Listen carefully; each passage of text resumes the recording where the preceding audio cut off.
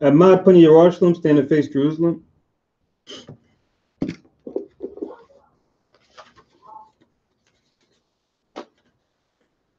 Blessing of the Feast of Purim.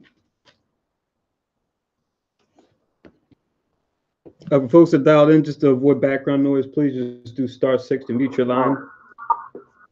Thank you.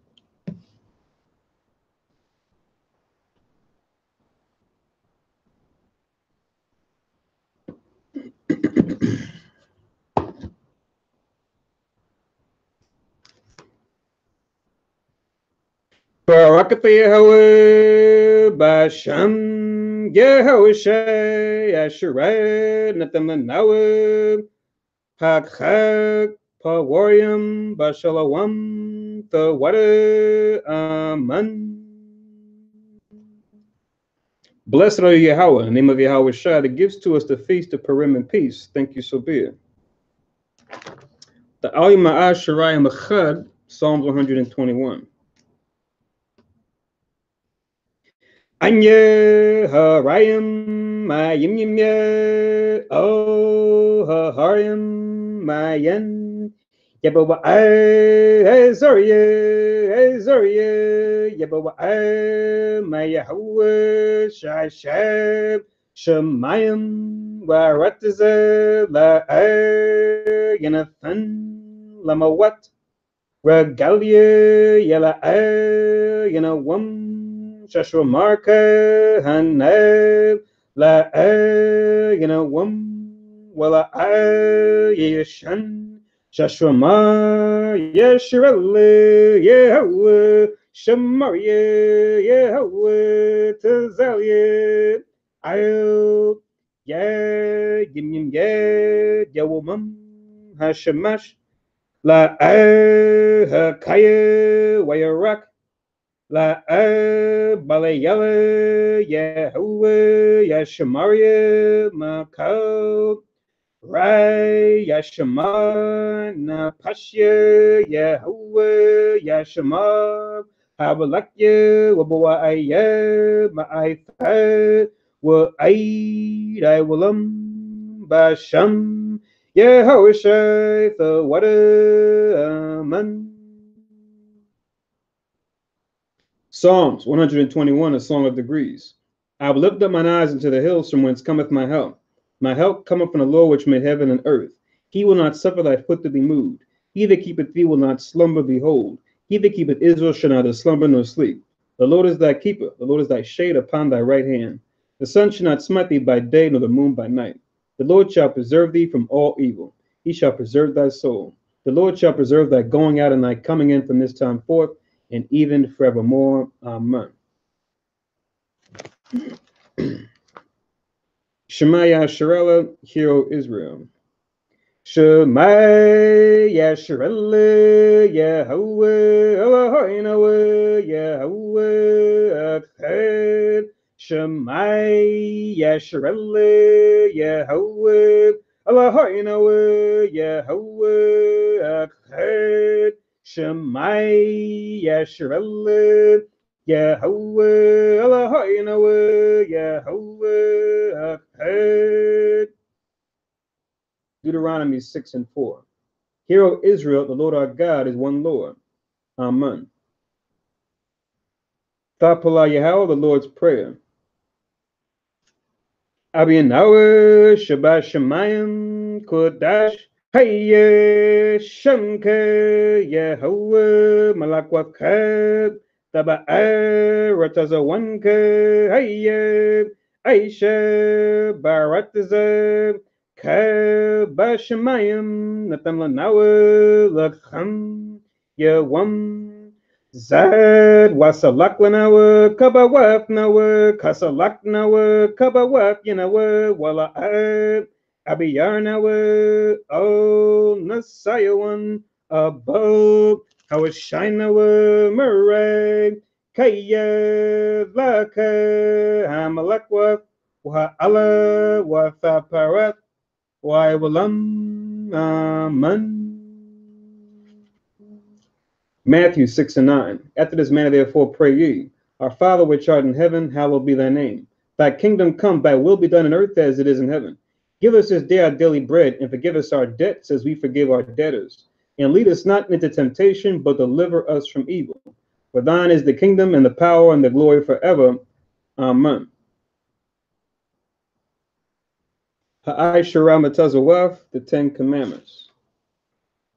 La'ab, Yahayib, La'kab, Alahayim, Akharim, Alapnya, La'ab, Ta'aishab, La'kab, Paso, Wala'ab, Ta'ibadam, La'ab, Talakwaka, Shamwa, Yahweh, Alahayaka, La'shawab, Zakar, Af, Hayawam, Hashabak, La Kodashwa, Kabad, Abiyaka, Wa Amaka, La Atharatazak, La Athana'at, La Athaganab, La Athainat Shakur, La Athachamad, Ko Ashered, La Ra'ika, Amen. Exodus 20 and 3. Thou shalt have no other gods before me. Thou shalt not make unto thee any graven image, or any likeness of anything that is in heaven above, or that is in the earth beneath, or that is in the water under the earth. Thou shalt not bow down thyself to them, nor serve them. For I, the Lord thy God, am a jealous God, visiting the iniquity of the fathers upon the children unto the third and fourth generation of them that hate me, and showing mercy unto thousands of them that love me and keep my commandments. Thou shalt not take the name of the Lord thy God in vain. For the Lord will not hold him guiltless that taketh his name in vain. Remember the Sabbath day to keep it holy. 6 days shalt thou labor and do all thy work. But the seventh day is the Sabbath of the Lord thy God. In it thou shalt not do any work, thou, nor thy son, nor thy daughter, thy manservant, nor thy maidservant, nor thy cattle, nor thy stranger that is within thy gates. For in 6 days the Lord made heaven and earth, the sea, and all that in them is, and rested the seventh day. Wherefore the Lord blessed the Sabbath day and hallowed it. Honor thy father and thy mother, thy days may be long upon the land which the Lord thy God giveth thee. Thou shalt not kill, thou shalt not commit adultery, thou shalt not steal, thou shalt not bear false witness against thy neighbor, thou shalt not covet thy neighbor's house, thou shalt not covet thy neighbor's wife, nor his manservant, nor his maidservant, nor his ox, nor his ass, nor anything that is thy neighbor's. Amen. Yeshua, be seated.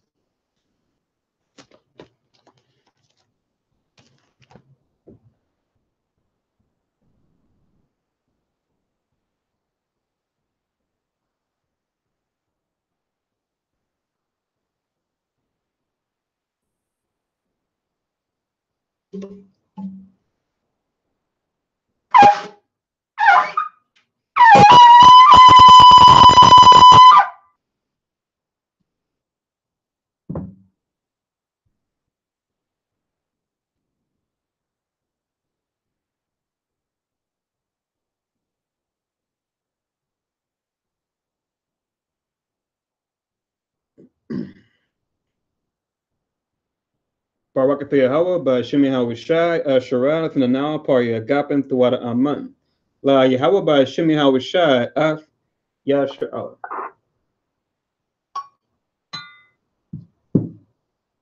English translation: Blessed are you, Yahweh, in the name of Yahweh Shai, that gives to us the fruit of the vine. Thank you, so be it. To Yahweh, in the name of Yahweh Shai, with Israel.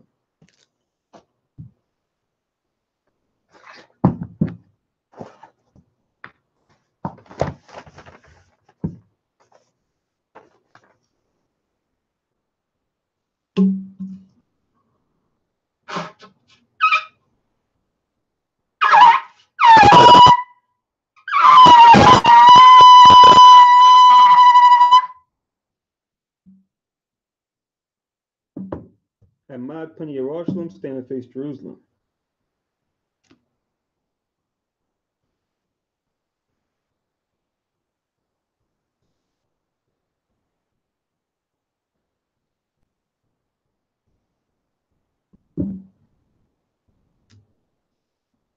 Barakatha Yahweh, Haggadah, Rakawam, Abiyar, Wanawa'e, Aliyawan, Malak, Shal, Shemayim, Waratiza, Wakal, Dabarim, Kayayam, Wagam, Hamashayak, Mayahawe, Arawanawe, Habnawe, Hapalab, Yawaitiza, Yahawashai, Zakarnawe, Yahawe, Bartazawan, Ainka, Yasha'ala, Azarnawe, Bana, Wasap, Yasha'ala, O, Nanawe, Yem Yen, Aitha, Kayawamyam, Makwadam, Babakusha, Shalak, Maika Allah, Watazwadak, Alahayam, La, Maganawa, Raparnawa, Washamab,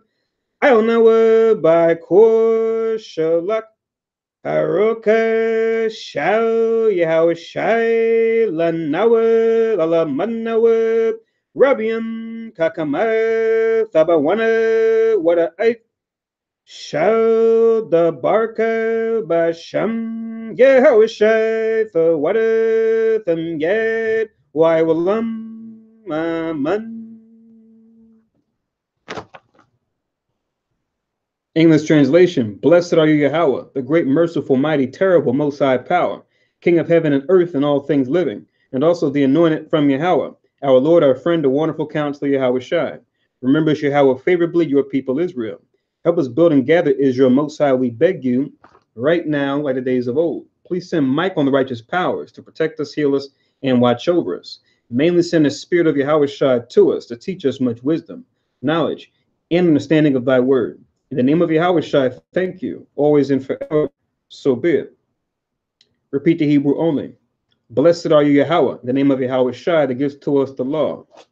Barakatha Yahweh, Ba'ashem Yahweh Shai, Asherat, Nathan Lanawa, Ha Tawarat.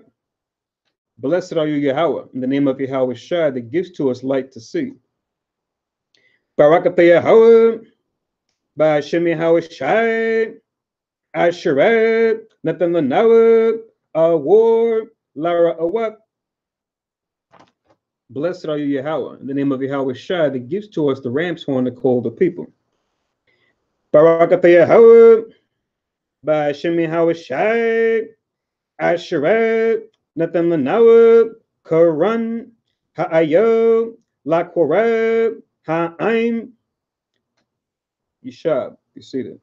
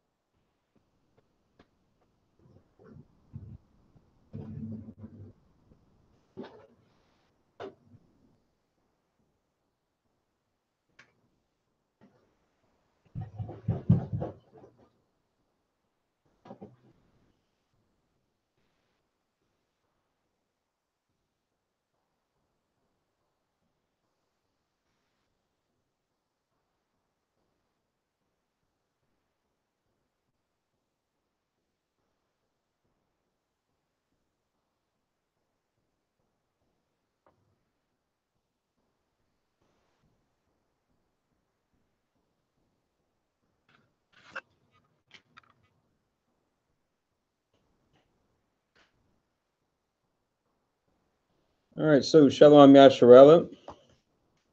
Shalom everybody that's here in Philly. Shalom everybody watching us on live stream, and Shalom everyone listening in on teleconference. Welcome to Hayah Shalom Kanas, or the Congregation of Israel. We teach that the so-called Black, Latin, Native Americans are indeed the 12 tribes of Israel, once lost, now found, and that we fall into a lower state as a people, politically, economically, even religiously, because we broke the laws of God found in the Bible given to us by Moses. And the way we come out of this lower state that we fall into is by turning back to these commandments we broke, by following Jesus Christ as our example, who did no sin, neither was guile found in his mouth. Today we come together to remember the days of Purim, one of the high holy days that we as Israel, part of the nation of Israel, are to keep each year as it comes around, and to go over its history and remembrance, so that we can remember the great deliverances that the Most High has delivered to our people at different times. This time happening during the time of the Persian captivity by two of our people, namely Hadassah, also known as Esther, and her uncle Mordecai. So we remember them and remember their gallant acts before great danger in order to deliver our people through their faith and trust in the Most High, and through the Most High using them as tools of deliverance for our people as a whole. So there's a story associated with this in the book of Esther, along with the books of Esther in the Apocrypha. And they're not chronological order. Certain pieces you read in between, similar to when we read through like the book of Daniel. You have parts of Daniel that are found in the Apocrypha too. So we'll start with this history of the feast and the days of Purim. We want to start actually in the Apocrypha. We want to read the book of Esther, chapter 11. We're going to start from verse 2 and then read to the end of the chapter. So in the Apocrypha, to begin this history, we're going to start in Esther, chapter 11, in verse 2, and then read to the end of that chapter. My name is Nabia Zarbabal. I'll be doing the service today. For your records, you can just write down that it's according to the Gregorian calendar, February 27th, 2018. Once again, February 27th, 2018. But according to our calendar, it would be the 12th month and the 14th day.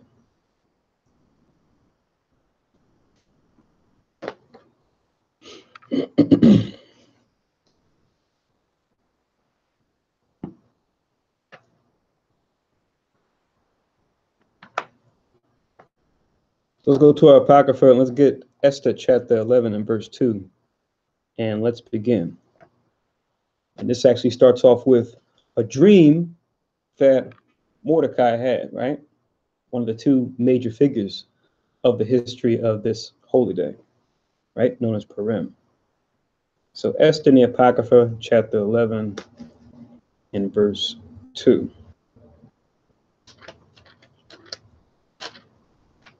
And for folks that may not be familiar, when we go into the different captivities, I mentioned it earlier, this is during the time of the Persian captivity, right?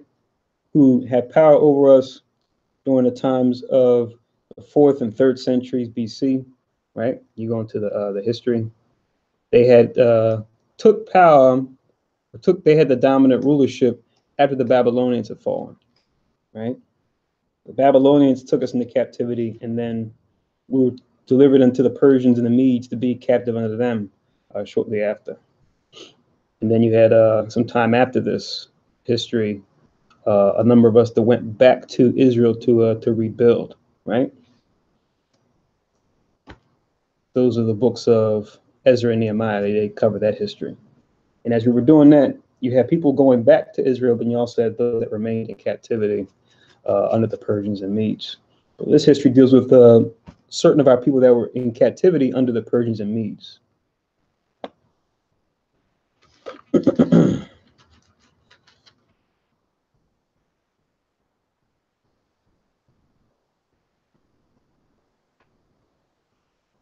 So Esther chapter 11 and verse 2 in the Apocrypha reads, in the second year of the reign of Artaxerxes the Great, in the first day of the month Nisan, Mardochaeus, which is just another way of spelling Mordecai, the son of Jairus, the son of Semei, the son of Kisei, of the tribe of Benjamin, had a dream. You go into it, both Mordecai and Esther, or Hadassah, were of the tribe of Benjamin, right? It says that he had a dream, verse 3, who was a Jew and dwelt in the city of Susa, a great man being a servitor in the king's court, right? Susa was the chief city of the Persians and the Medes, right? Just like today, every major country has a capital, right? Where you find the heads of government, whether it be prime ministers or presidents or kings or queens or what have you. Theirs was called Susa. So he worked as a servitor in the king's court. It says in verse 4, he was also one of the captives, which Nebuchadnezzar, another spelling for Nebuchadnezzar, king of Babylon, carried from Jerusalem with Jeconias, king of Judea, and this was his dream, right? Also, you see it spelled as Jeconiah, right? So remember, when you go into the history, it was around 586 BC when the Babylonians destroyed the temple. But then it was around 537 BC when the Persians and the Medes began to become the new dominant empire. When you go into the years of the history, you could just look these things up in a Bible dictionary. You can find those things there. As far as the specific year, it says in verse 5, behold, a noise of a tumult with thunder and earthquakes and uproar on the land. Verse 6, and behold, two great dragons came forth ready to fight, and their cry was great. So in this dream he's having is a great tumult, thunder, earthquakes, uproar on the land. It says now these two great dragons came out and had a loud cry, right, when they began to fight with each other. It says in verse 7, and at their cry all nations were prepared to battle, that they might fight against the righteous people. And lo, a day of darkness and obscurity, tribulation and anguish, affliction and great uproar upon the earth. And the whole righteous nation was troubled, fearing their own evils, and were ready to perish. Then they cried into power, and upon their cry, as it were, from a little fountain was made a great flood, even much water. Right? So you have these two dragons, right, facing off. You had the righteous people in this dream, and it says that right when they were getting ready to be delivered into destruction, they cried unto the Most High, and it says that there was like a little fountain that he saw, but it became a great flood. It says in verse 11, the light and the sun rose up, and the lowly were exalted and devoured the glorious. So those that were low in this vision or this dream, they became exalted. So they were low at one first, but then they became exalted, meaning brought up upon high. And it says, and devoured the glorious, those that were considered glorious at the time. Verse 12, now when Mardochaeus, who had seen this dream, and what power had determined to do, was awake, he bare this dream in mind, and until night, by all means, he was desirous to know it. Right? So he had this dream, and he's trying to figure out what's the meaning of this, right? What is this vision that I had, right? Oh, it's just a dream, but it appears as though it may have been sent from the Most High, right? And as we're going to read in the story of Purim in the books of Esther, we're going to find out that it actually was sent from the Most High. Remember what it tells us in the scriptures when it comes to when we have dreams. Just remember this verse. I'll read it real quick. This is in Ecclesiasticus.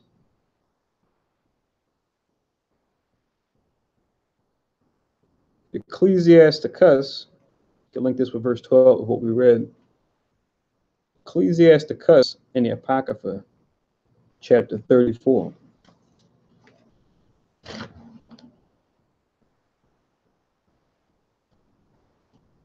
So Ecclesiasticus chapter 34, and you start from verse 1. It says, the hopes of a man void of understanding are vain and false, and dreams lift up fools. So in general, a fool will be one that will be moved by a dream to make more out of it than what it actually is, right? That's why it says, the hopes of a man void of understanding are vain, meaning unprofitable or worthless. And it says, in dreams lift up fools. It says in verse 2, whoso regardeth dreams is like him that catcheth at a shadow and followeth after the wind, right? You can't follow the wind. You can't capture a shadow, right? You can't grasp it, even though you might be able to attempt to. It's just an impossible feat. It says in verse 3, the vision of dreams is the resemblance of one thing to another, even as a likeness of a face to a face. So you'll see things in a dream that are familiar, right? Things you probably have seen when you were awake. Verse 4, of an unclean thing, what can be cleansed? And from that which is false, what truth can come, right? So how can you take something true from something that's just, not based on any solid principle or guidance, right? Hence giving us the wisdom behind not just running after any old dream that we may have, right? That's why reading on, it says in verse 5, divination and soothsayings and dreams are vain, and the heart fancieth as a woman's heart in travail, right? So divination, soothsayings, and dreams are vain, because the other nations, they were big on trying to make sense of any and every dream someone may have, right? And trying to predict future events by means of those dreams, right? And it says the heart or the mind fancy at a woman's heart in travail, right? It's like a woman in distress, right? All types of things can enter her mind, similar to how a dream would enter anyone's mind, right?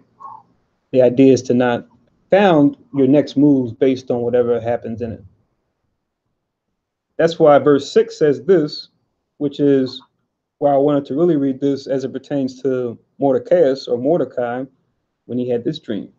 It says in verse 6, if they be not sent from the Most High in thy visitation, set not thy heart upon them, right?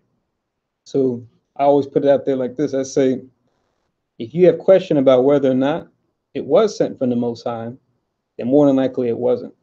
Because, we may have dreams, even visions, even now. I should say dreams right now. We may decide to make a whole lot of them. Those of us who have been called into this truth, right? I would say if there's a question about whether or not it came from the Most High, more than likely it didn't. But if it does come from the Most High, you'll know, right? There won't be any doubt about it. But all in all, the whole point of this is, regardless of looking for signs or dreams or visions or what have you, just make the most of what the Spirit has shown you already, which is the truth, who you are, why you and your people, our people, in a lower state, and what we have to do to get out of it, right? That's revelation enough, right? That's more than most people have seen in any insight or vision or dream that they may have had. Let's make sure we don't take that lightly. Verse 7, and then we'll go back to Esther. It says, for dreams have deceived many, and they have failed that put their trust in them. Right? So just a little bit of wisdom behind dreams. We read this before, but wanted to read it again, just in case you had a question about it, whether you had a dream or someone you know in the truth, in the world, has had a dream, and what to do about it. It is part of the prophecy about the old men of our people having visions, and our young daughters having dreams as well. So, it tells us that in the prophecy in Joel, right? And it's echoed in Acts. So, it's not to say we can't have those things now. As the Holy Spirit is dealing with us, it's the same Spirit that was dealing with our ancestors back then. So let's just make sure that we discern, right, good from evil, especially when it comes to dreams. So let's go to Esther now in the Bible, because this vision, this dream that he had, is going to tie into the story as it unfurls in Esther. So let's go to the book of Esther in 66 books, chapter 1 and verse 1. Now that we finished that intro. It goes Chronicles, and it goes Ezra, Nehemiah, and then Esther. You're trying to find it.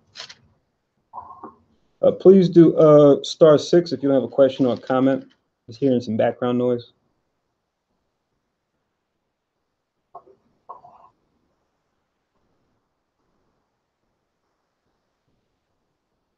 So this is Esther chapter 1 in verse 1.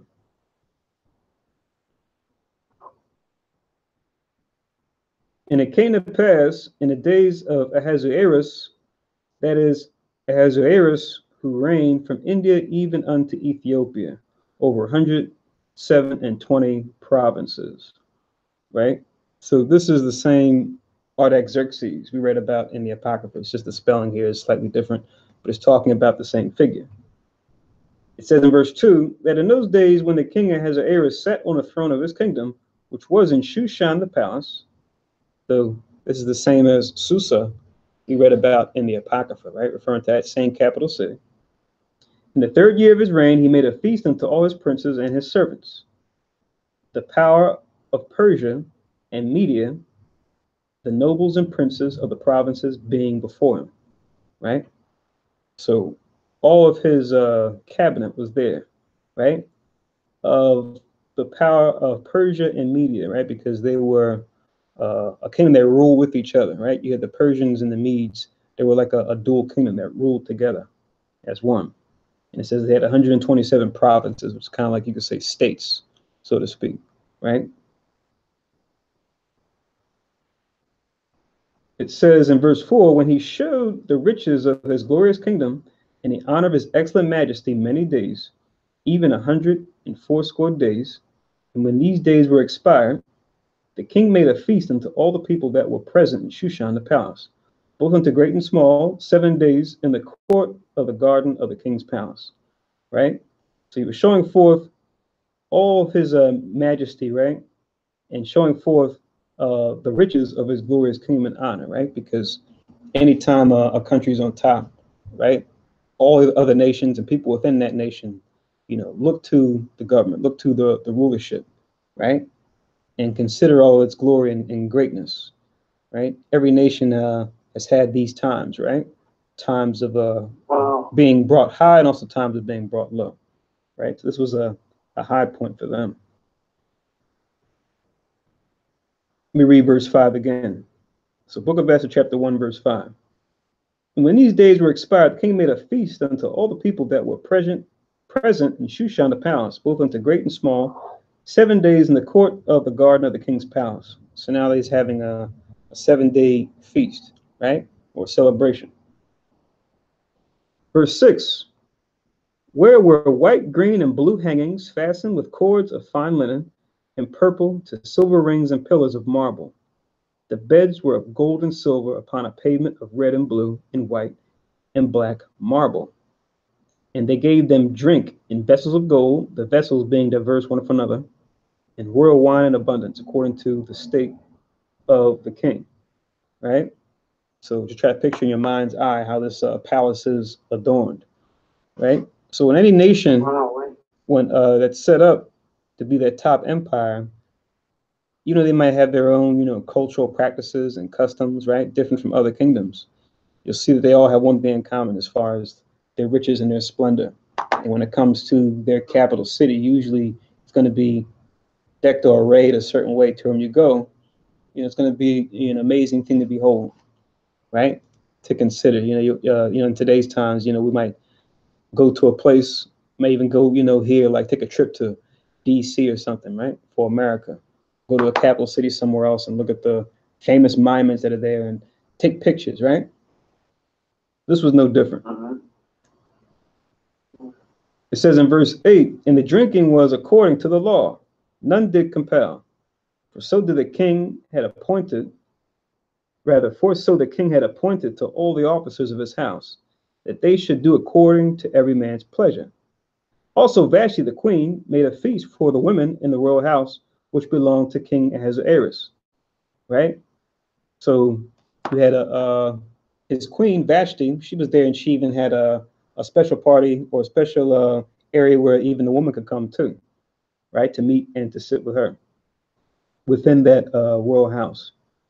And we see that as Eris, he's bringing out his best drinks, right? His like on a lower level, we might invite friends over. We have like a wine cellar, going to the wine cellar or the wine cabinet, right? For those of us who have who live who are more of a don't have as many means, you might have a cabinet if we're lucky, or a rack, and we'll pop some bottles, right, for our guests. So we see he's doing this, right? On a high level, since he's the king. Verse 10, it says, on the seventh day, when the heart of the king was merry with wine, so getting to the end of the feast now, right?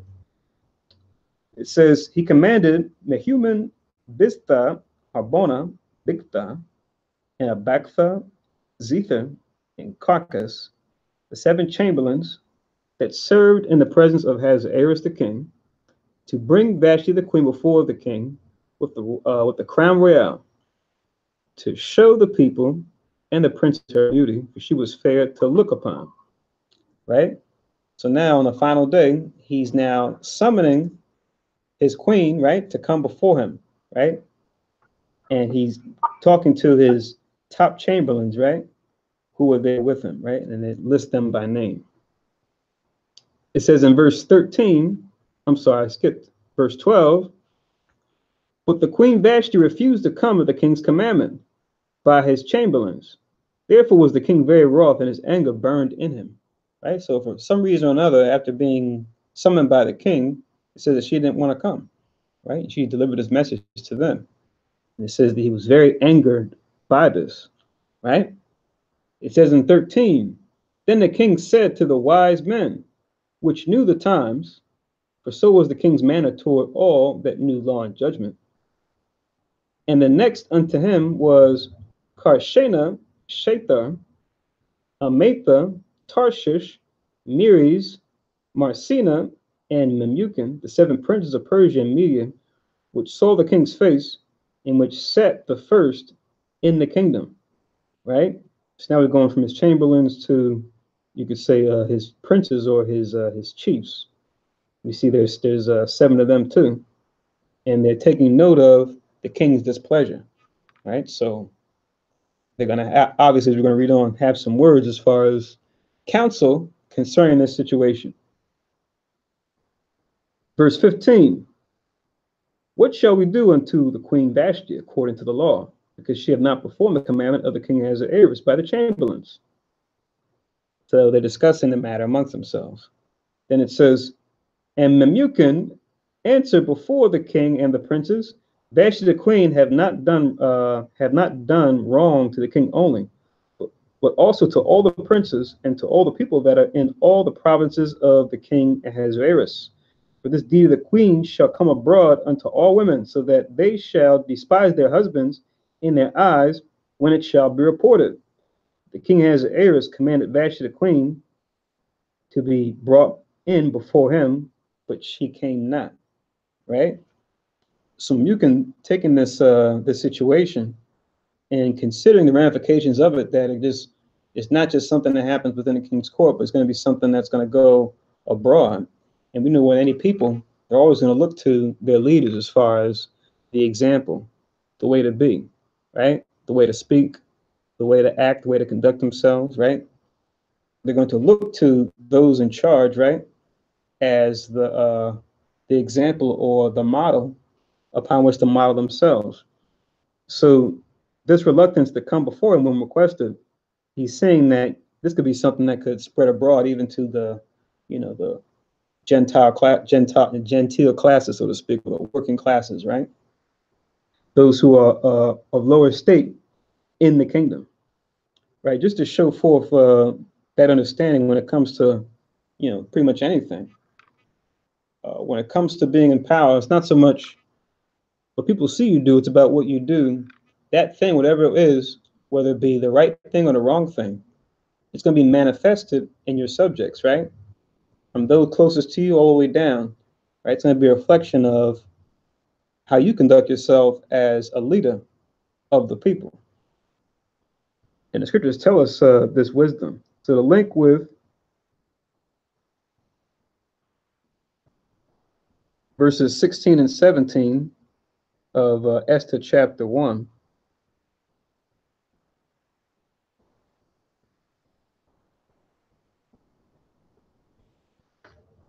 This is in the Apocrypha Ecclesiasticus as well. Ecclesiasticus we're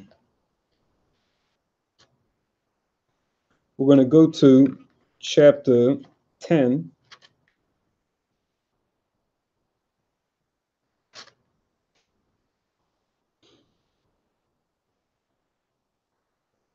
Ecclesiasticus chapter 10 and verse 2 to link with verses 16 and 17.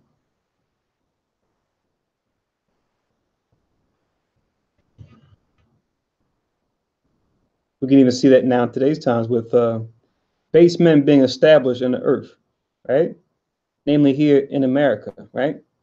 To where we see with the actions and the behaviors of the current president, right? That has emboldened many people that see themselves in him to say and do similar things, right? They feel encouraged by that. But it's always the case, whether it was now or back then. So Ecclesiasticus chapter 10 in verse 2, it reads, "As the judge of the people is himself, so are his officers. And what manner of man the ruler of the city is, such are all they that dwell therein." Right? So if you have virtue, honor, dignity at the head of a country or an organization, right? That's going to instill that same behavior in those that are under that person in charge, right? If you have dishonor, right?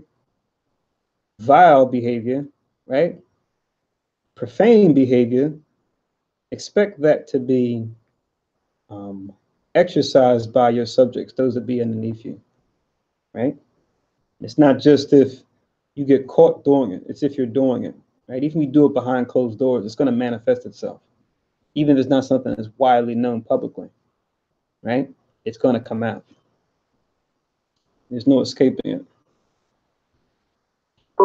It's a beautiful thing with Christ as far as how he instructed his disciples, right? That, whoever be great among you, let him be your servant, right? Let him follow my lead, follow my example by serving others, right? To where Christ, he was one that did what he said, right? When he showed out in the open, that was who he was. It wasn't like, okay, he's putting up a facade for people, but then when he's outside of the eyes of people, he's someone else. No, what he said, that's who he, and what he said and did, that's who he was. And for us to be a part of Christ's kingdom, we have to learn that lesson in this time too. So you could also link Proverbs 29 and 12. Proverbs 29 and 12 to go with Ecclesiasticus 10 and 2.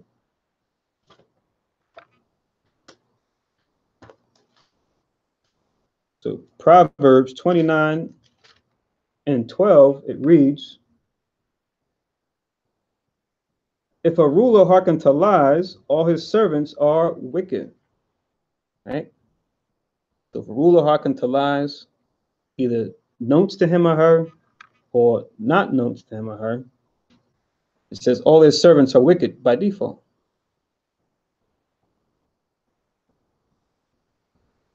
That's why the truth must be ascertained at all costs, because otherwise you're just going to make those underneath you that follow your lead be wicked as well. Let's bring it back to Esther, where we see this same understanding coming from Memucan concerning the council about what to do with Vashti and how it will affect the nation at large. So let's continue on. So this is Esther chapter 1. I'll read 17 and 18. I'll read 17 again and go on to 18. Esther 1:17 in the 66 books. For this deed of the queen shall come abroad unto all women, so that they shall despise their husbands in their eyes. When it shall be reported, the king Ahasuerus commanded Vashti the queen to be brought in before him, but she came not. Likewise shall the ladies of Persia and Media say this day unto the king's princes, which have heard of the deed of the queen. Thus shall there arise much contempt and wrath. Right? So we know a family or a family unit, right, is the basis for any nation, right? As we know, many families with men, women, and children, they make up a community. Many communities make up a nation, right? So he's seeing how this could affect everybody in Persia, even going down to the level of families, men and women that are together, that are married together. Verse 19, if it please the king, let there go a royal commandment from him, and let it be written among the laws of the Persians and the Medes, that it be not altered, that Vashti come no more before King Ahasuerus, and let the king give her royal estate to another that is better than she. Right? So as we read on what's happening here, we're seeing a judgment that they're passing. But remember, all things happen on the Most High's watch, right? All these things that are taking place with this, Vashti not coming in, right, before the king requested, last day of the feast. Remember, this is all happening for a higher cause, a higher purpose, because what has to happen now is way has to be paid for the story to continue as far as one of our own, Esther, her Hebrew name being Hadassah, right, being now brought into prominence, right? But it happens one step at a time. The Most High have a series of events take place to then put certain people in position. In this case, it's going to be our people for a certain reason, right? So just keep that in mind as you read about these events. It says, let the king give her royal estate unto another that is better than she. Verse 20, and when the king's decree, which he shall make, shall be published throughout all his empire, for it is great. Remember, because we read it's 127 provinces, right? In the first verse.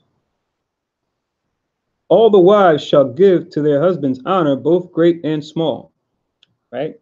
So to make sure they maintain that that bond or that integrity amongst all the couples in the land, right? It says, and the saying pleased the king and the princes, and the king did according to the word of Memucan. For he sent letters into all the king's provinces, and to every province according to the writing thereof, and to every people after their language, that every man should bear rule in his own house, and that it should be published according to the language of every people. So remember, he had rule over many countries, which means you had many tongues, right, that were spoken there. Even though the most popular tongue obviously would be of theirs, but now you had many different nations that were under his rule, right?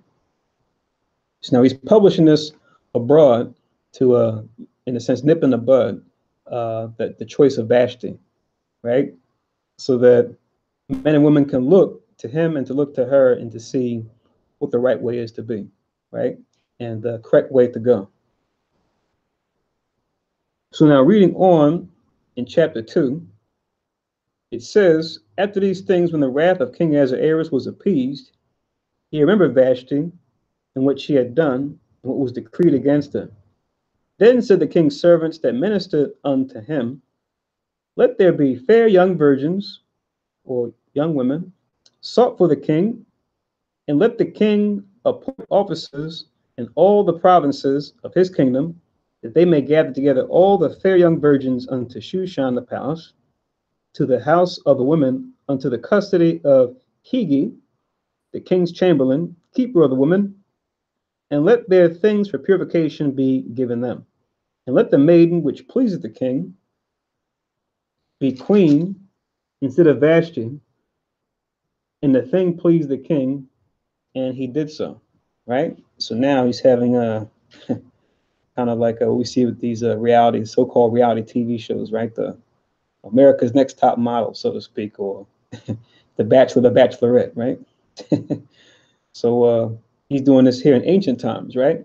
To where he's saying, let's have a contest, if you will, right, to find all the fair young virgins, young women throughout the different provinces, right?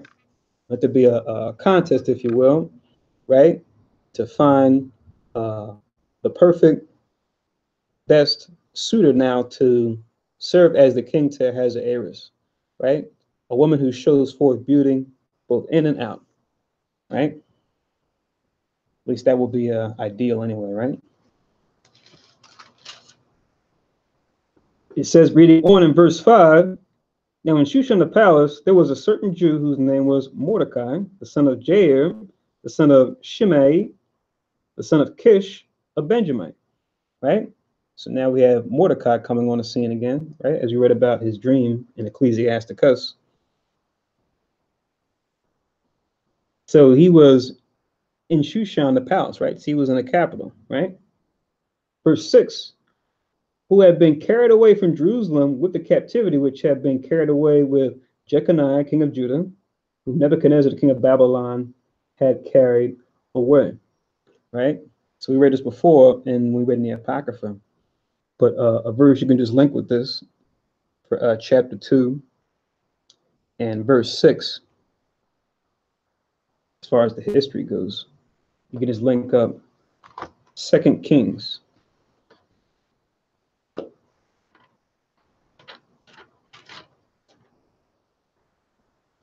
Second Kings.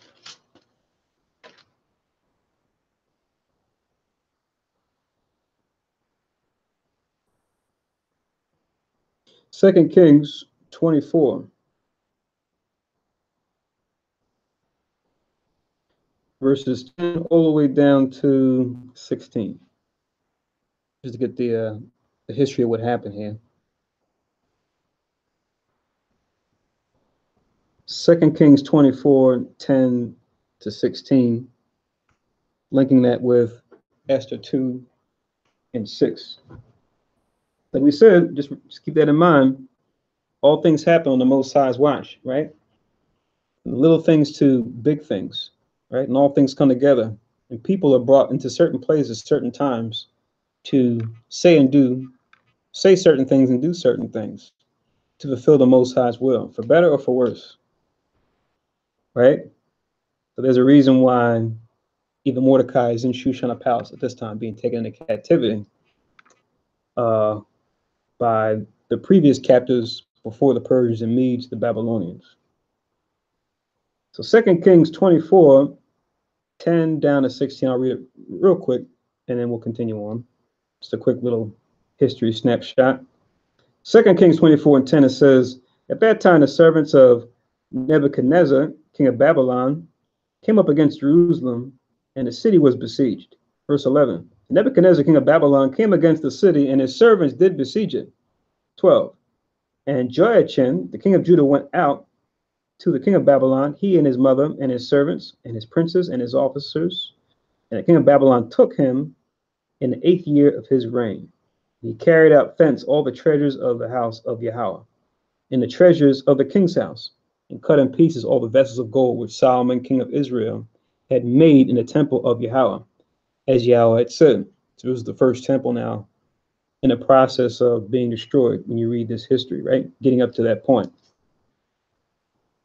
He wasn't the last king, but he would be the second to last king when you read the history, right?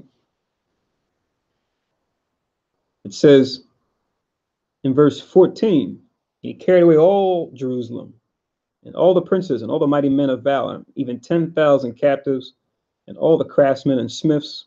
None remained save the poorest sort of the people of the land, right? So he took the strength of the country away, right? The strong men, the men who are able-bodied, whether it be for warfare or either for different types of construction, carpentry, different types of crafts, right? Smiths. It says in 15, he carried away Jehoiachin, or rather Jehoiakim, to Babylon, and the king's mother, and the king's wives, and his officers, and the mighty of the land, those carried he into captivity from Jerusalem to Babylon. And all the men of might, even 7,000, and craftsmen and smiths 1,000. although were strong and apt for war, even them the king of Babylon brought captive to Babylon. So we read this in other places too, but just like we see with our captivity in these last times, did the same thing to our ancestors most recently during the transatlantic slave trade, right? And also during the oppression of the indigenous peoples that were here in the Americas already, where while they would go to war with them and slaughter them, those that remained or those that they didn't kill, they would take and what? Employ them on their fields, right? In their new governments they're establishing in these new plundered lands, right? And within their own government, right? Like we saw here with America, they took those of us that had knowledge of different crafts and different abilities that were part of the royal blood of even our tribes in the western coast of Africa, and they what? Made use of that and then employed us as slaves over here on the Western Hemisphere, whether we were brought to the islands or whether we were brought to one of the Americas. And then what? They used those skills to further their enterprise, right? As slaves under them. So in past captivities, it was the same idea. It was the same method that was used, right? We read it before. When you read in the book of Daniel, it talks about that, right? That they would do this. Just as a quick example, and then we'll go back to Esther. We go to Daniel chapter 1. Daniel chapter 1.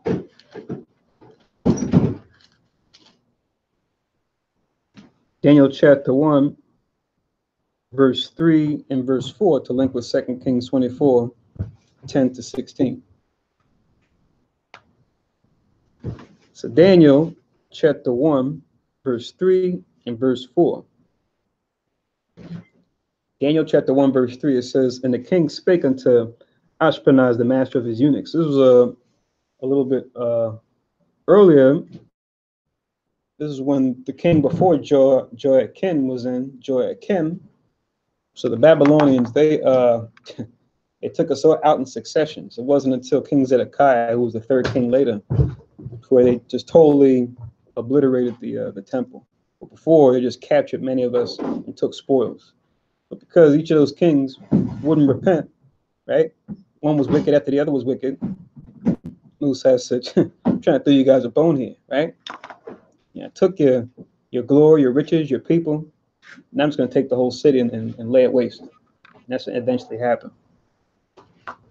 But it happened in stages over years, leading up to finally in 586 BC. If you check out the history, all this we're reading now happened before that.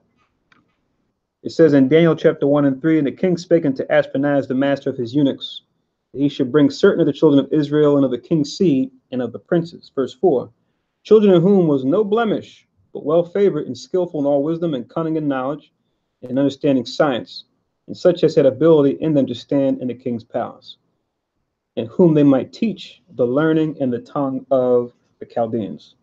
Right? So same idea we're reading here in 2 Kings, right? Them taking our different smiths and different craftsmen, right? Along with our mighty men, right? To make themselves more powerful. That's what empires do, right? If anything, if they can take an empire without going to war, that's like the best policy, right? Because, men's lives, resources aren't sacrificed on either side, and you make yourself stronger as a result, because now all the soldiers of the annexed or acquired country now become part of your country, right? They become added to your army now. Kind of like today with corporations and corporate takeovers, right? When they acquire a company, while they spend money, the whole idea is to get something of value that company has, right? And then employ it for itself. So similar idea.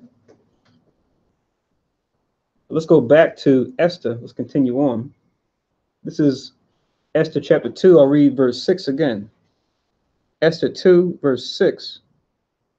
"Who had carried away from Jerusalem with the captivity, who had been carried away from Jerusalem with the captivity which had been carried away with Jeconiah, king of Judah, whom Nebuchadnezzar, king of Babylon, had carried away." So we just touched on the history pertaining to that.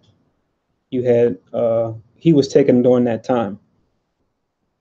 It says in verse 7, and he brought up Hadassah, that is, Esther, his uncle's daughter, but she had neither father nor mother, and the maid was fair and beautiful, whom Mordecai, when her father and mother were dead, took for his own daughter. Right?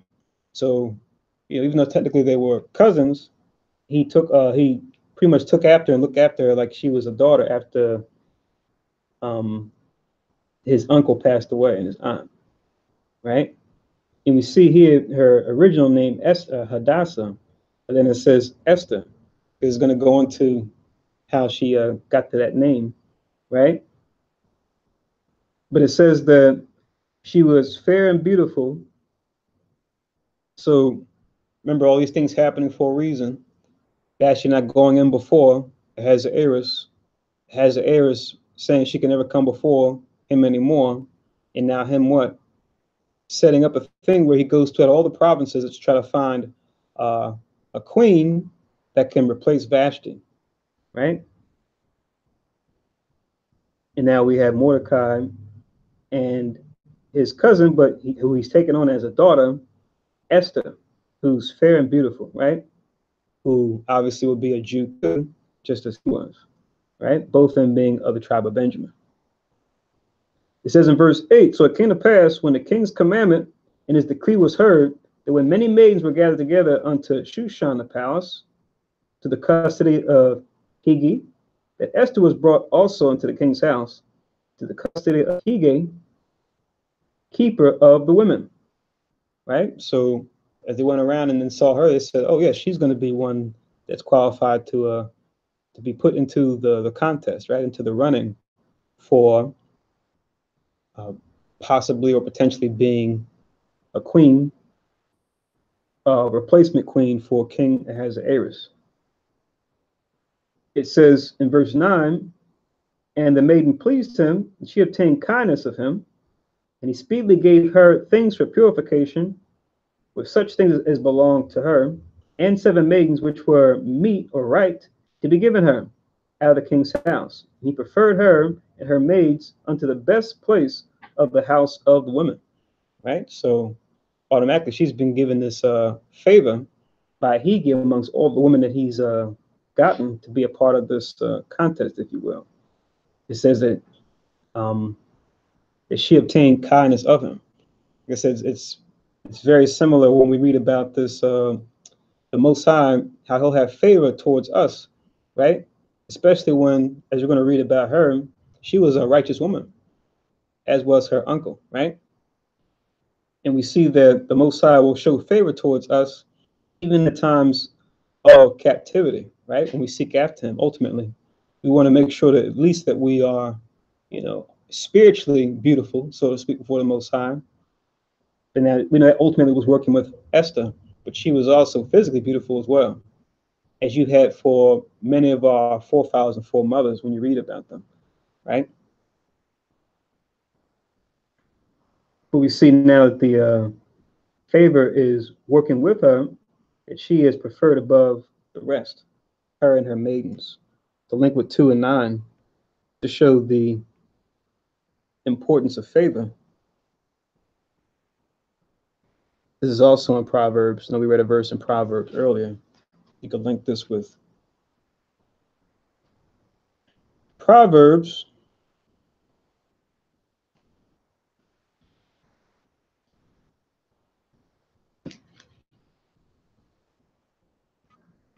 Proverbs 22 in verse 1.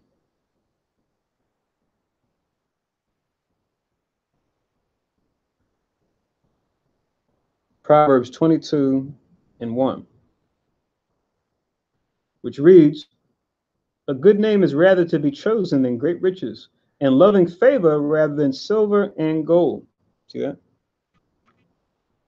So a good name and loving favor is preferred over carnal riches, right? So as we're going to read, we're going to see that she has that, and not just for any reason, because of this. Also, link up Proverbs 31. Proverbs 31 in verse 30. You could read that. Gabar, Baba Quashah, once you have it. Proverbs 31 and 30.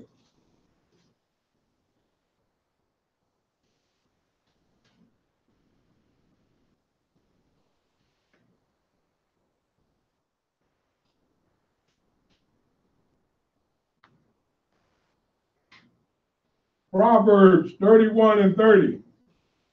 Favor is deceitful and beauty is vain. But a woman that feareth the Lord, she shall be praised. Right. So it says, favor is deceitful, beauty is vain, meaning those things alone are unprofitable, right? Ultimately, even if you have them, right? But it says, a woman that feareth the Lord, she shall be praised, right? So with Esther, she's got both in tow, right? Both in play. So we read about other of our ancestors, right?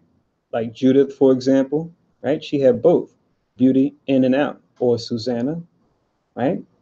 Or even certain of our men too, like David, or even like Moses, right? Well, they were, or even Saul too, even before he transgressed. It tells you that he was goodly too, or good to look to. So while we are a beautiful people on the outside, right? We know we look at Israel, the tribes of Israel, right? We have physical beauty about us, but what really sets us apart is what our soul, right? And our soul is supposed to be that thing that cleaves unto the Lord, where you'll see how we exercise those fruits of the spirit. We'll exercise, forgiveness, right? Charity.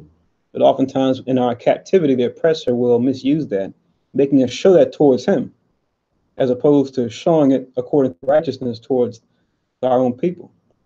We'll have hatred towards our own brother and sister, but then show forth those fruits of the spirit uh, improperly or in an imbalanced way, showing it or giving it towards our oppressor, right? Trying to appease him or her. And that's unfortunate. That's what's become of us in this captivity, and even in past captivities too, trimming our ways to seek love. So now we're supposed to be beautiful inside and out, right? That's really supposed to set us apart. Those fruits of the spirit, which are based on or which come out of keeping the laws, statutes, and commandments, right? In righteousness. Remember, that's the thing that's supposed to set us apart from the other nations. When you read in Deuteronomy, it says that. And then I'll get one more where in Daniel, where we see how Daniel was preferred too, and his three friends were preferred, similar to how Esther was preferred, right? Daniel and his friends were preferred by the Babylonians, as Esther and her maidens were preferred before the Persians, right? But ultimately, because of our righteousness and the favor that comes with it. And we can gain that favor now as long as we're righteous. But the minute we go astray, just expect, things not to go our way, for us to not prosper. Daniel chapter 1.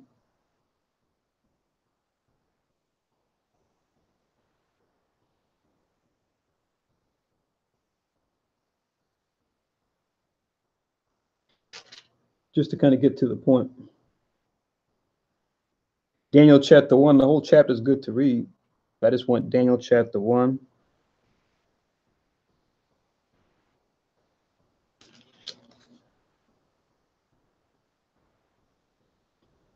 Verse 17 to 21.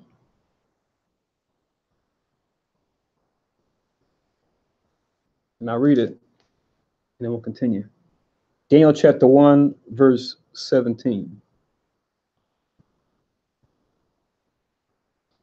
Daniel 1 and 17, it says, as for these four children, the four children referring to Daniel and his three friends, Hananiah, Azariah, and Mishael, who were given the Babylonian names, which we're probably familiar with, Shadrach, Meshach, and Abednego, right? But those were their original Hebrew names. Just as Esther, her original Hebrew name was Hadassah, right? It says, power gave them knowledge and skill in all learning and wisdom. And Daniel had understanding in all visions and dreams. It says in 18, now at the end of the days that the king had said he should bring them in, then the prince of the eunuchs brought them in before Nebuchadnezzar. And the king communed with them, and among them all was found none like Daniel, Hananiah, Mishael, and Azariah. Therefore stood they before the king. And in all matters of wisdom and understanding that the king inquired of them, he found them 10 times better than all the magicians and astrologers that were in all his realm. And Daniel continued even to the first year of King Cyrus, right, going into the king, that particular king of the Persians. So showing the Most High will show us favor, as he showed Esther favor, he showed Daniel favor, right? And one last one, then we'll go on. If you could read this, Gabar, Jeremiah chapter 15 and verse 11, which should just be something we should always read and consider and look to those that came before us and realize that no matter how bad things get in this captivity, the Most High can always do this for us as long as we trust in him as far as the Most High and follow his laws, statutes, and commandments. We follow his son Christ and follow his example. He could do the same for us that he's done for them.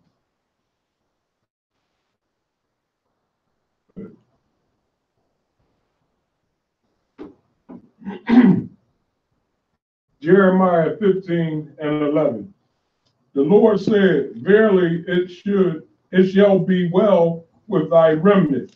Verily, I will cause the enemy to entreat thee well in the time of evil and in the time of affliction. Come.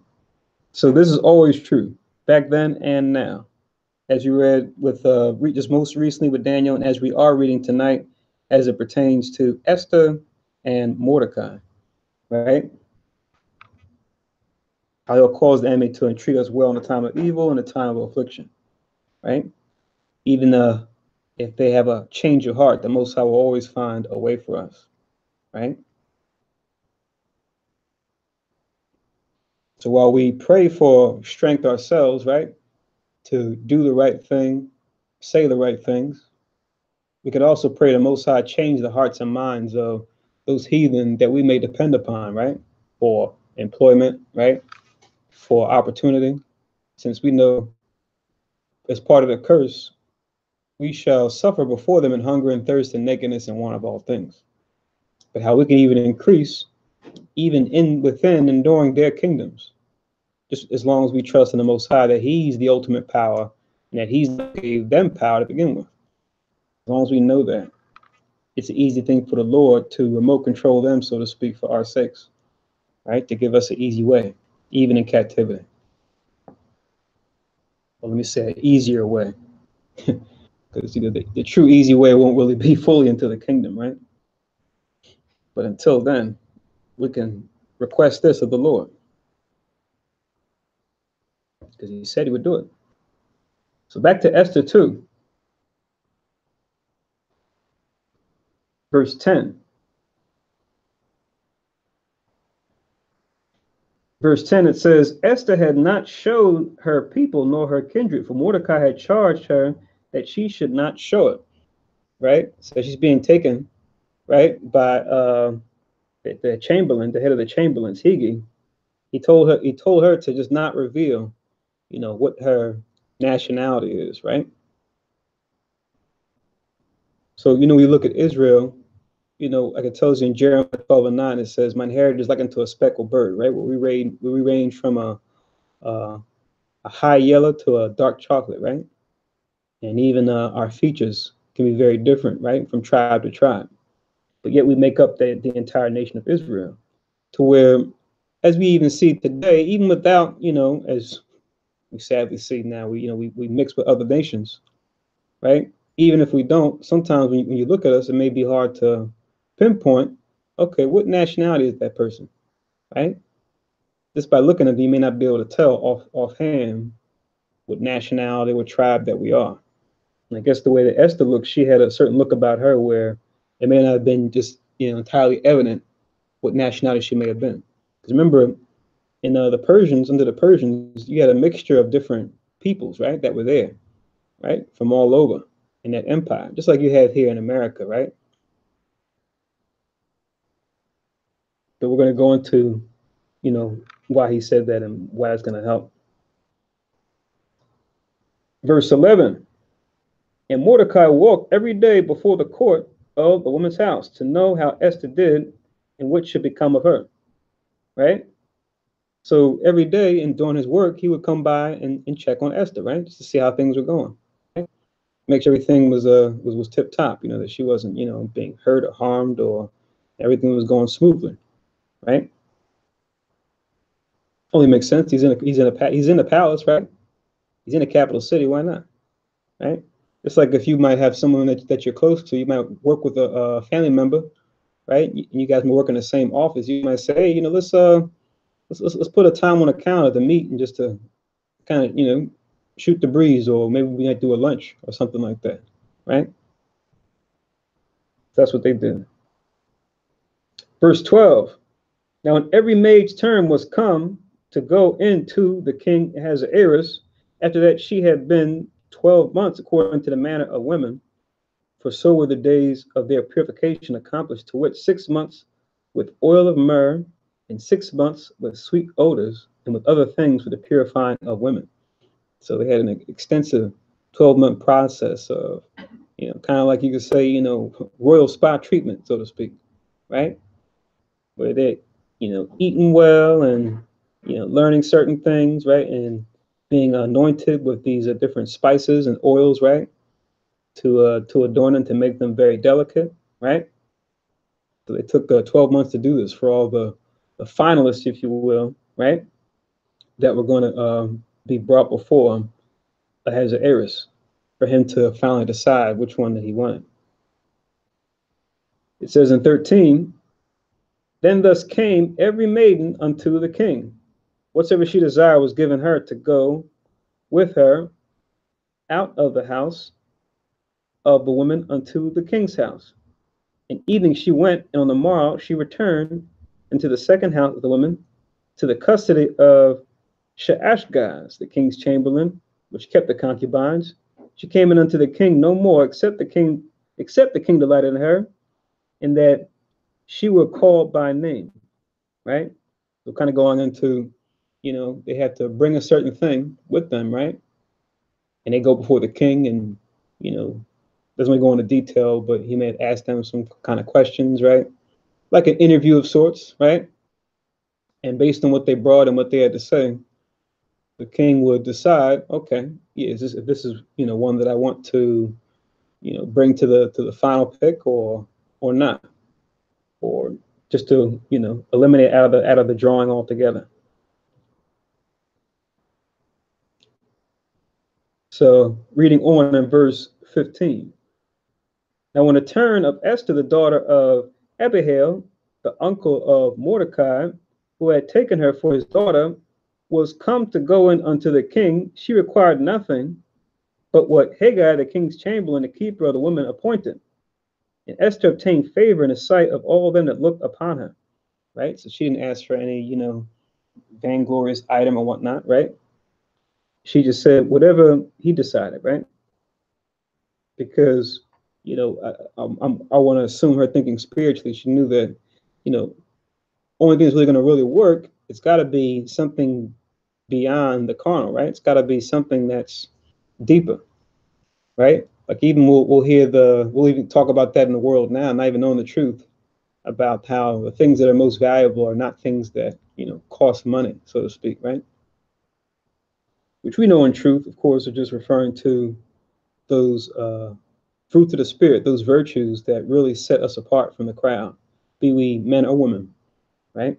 The faith, the patience, the temperance, the contentment, right? The charity, the meekness, etc., and so forth, right? Which her learning from her uncle, and her uncle being, following the commandment, they would be exhibiting these things. I'll read 15 again from the top. It says, now on the turn of Esther, the daughter of Abihail, the uncle of Mordecai, who had taken her for his daughter, was come to go in unto the king, she required nothing but what Haggai, the king's chamberlain, the keeper of the women appointed, and Esther obtained favor in the sight of all them that looked upon her. And Esther was taken into King Ahasuerus into his house royal in the 10th month, which is the month Tebeth, in the 7th year of his reign. And the king loved Esther above all women.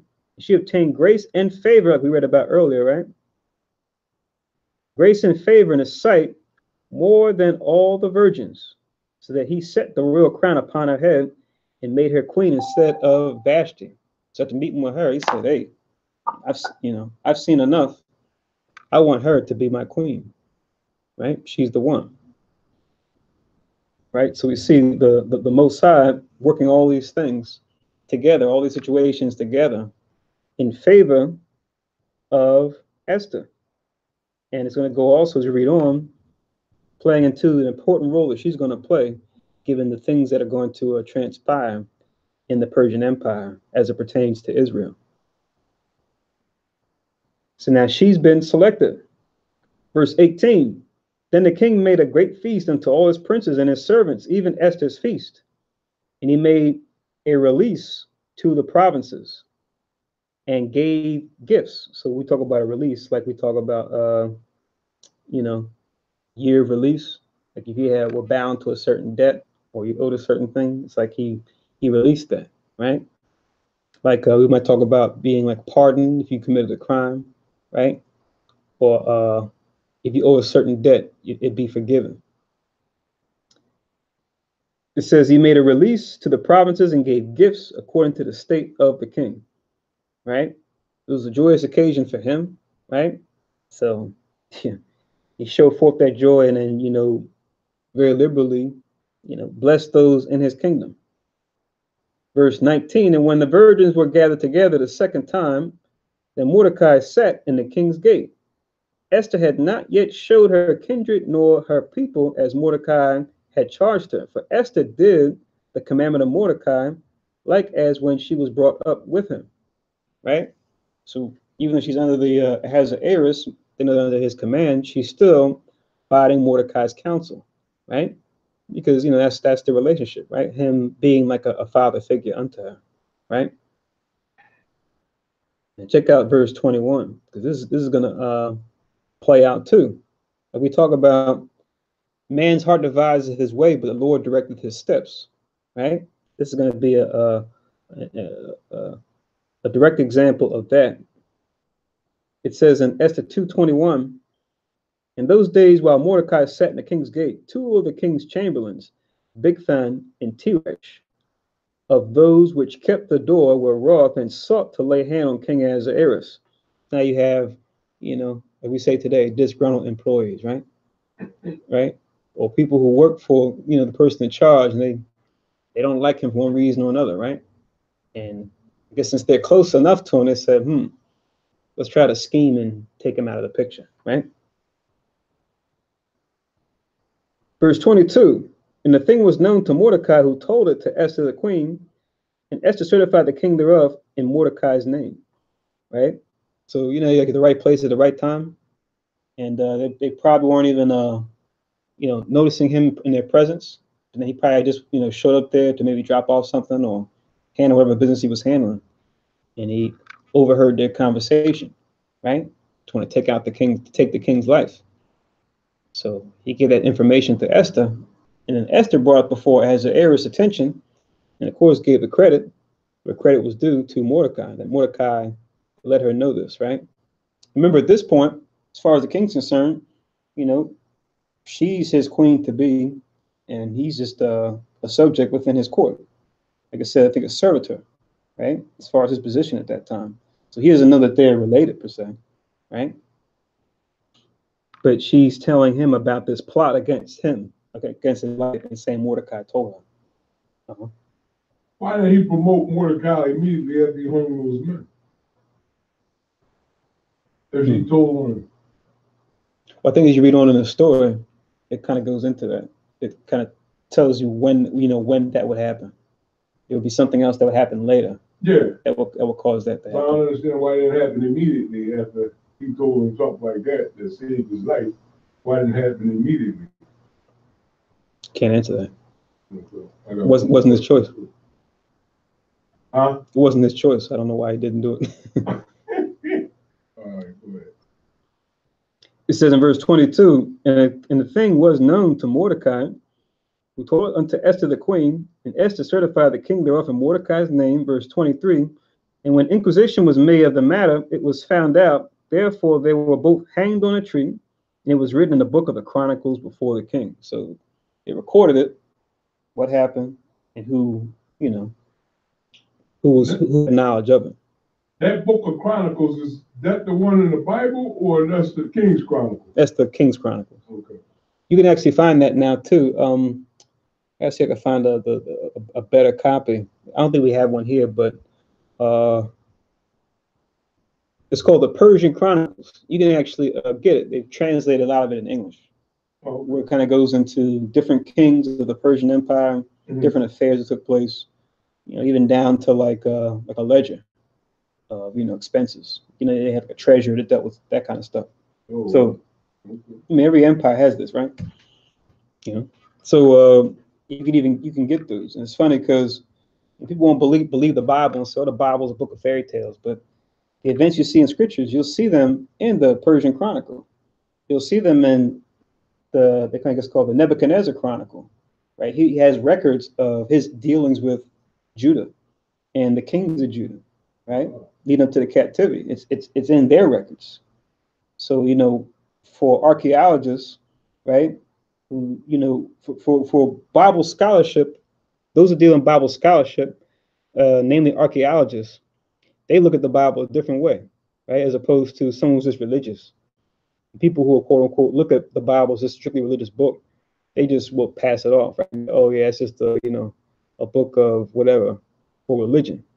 But Bible scholars, they look at the Bible as a record, and they always cross reference it with the records of Egypt, of Assyria, Babylon, Persia, and then see, wow, okay, this measures up with what the books of Chronicles says, or what the books of Kings says, or what the book of Esther says, right? Depending on whatever time period. So that's one way you can explain what it is that that you deal with. You can say, I'm not, you say I deal with the Bible. They say, oh, you're religious. You can say, no, I deal in Bible scholarship, right? That's the way you could present it, because you'll see we refer to ourselves as even though we're called the Congregation of Israel, we consider ourselves a Bible school as opposed to just a mere church, right? Right. Whereas a church, it's more of a get together. They take inspirational things at the scriptures and do it for feel good purposes, to motivate folks. Oftentimes they'll talk about fruit of the spirit, but they won't really talk about the laws upon which they're based, right? Whereas with Bible scholarship, you deal with it all, Just kind of sets us apart to where, I can even remember folks that came here and they had questions, even like ordained pastors who came here as guests asking questions, and we're going into like milk stuff.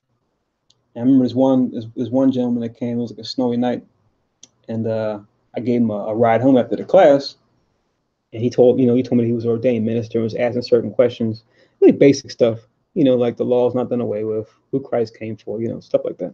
And I'm dropping him off, and he shares that with me, and he's ordained minister, and I said, oh wow, okay, I'm curious, what I need to know to become an ordained minister, right?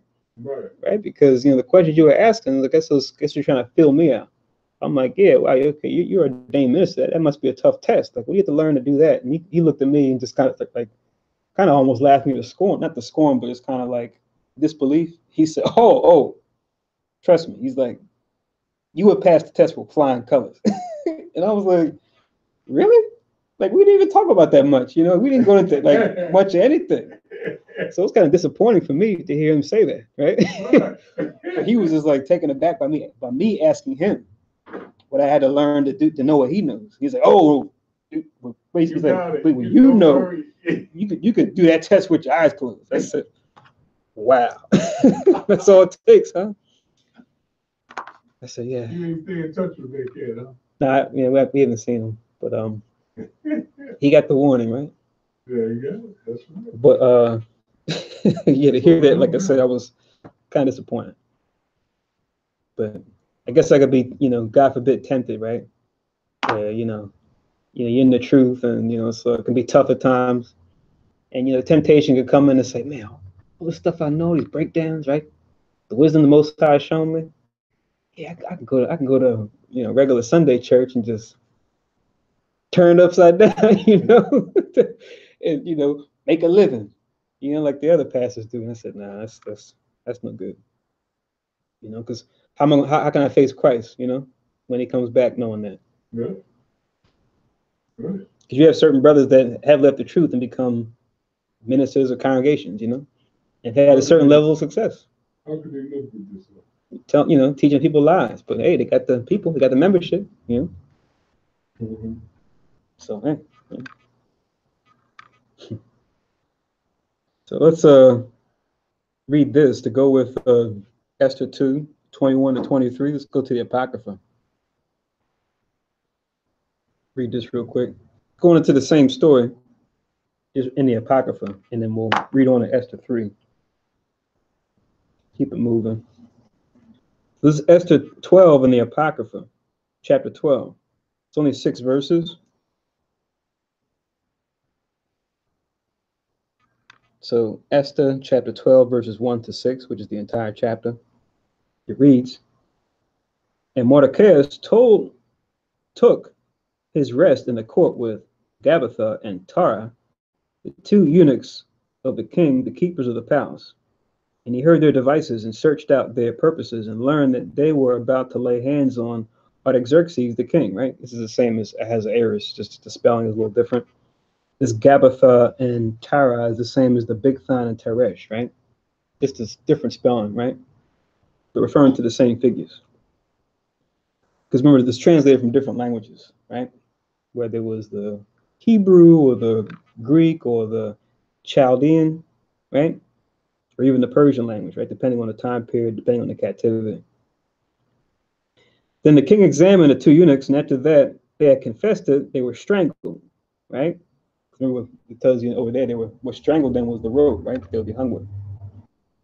Verse 4, and the king made a record of these things, and Mordecai also wrote thereof, right? So that was the same record we're talking about as far as the chronicle, right?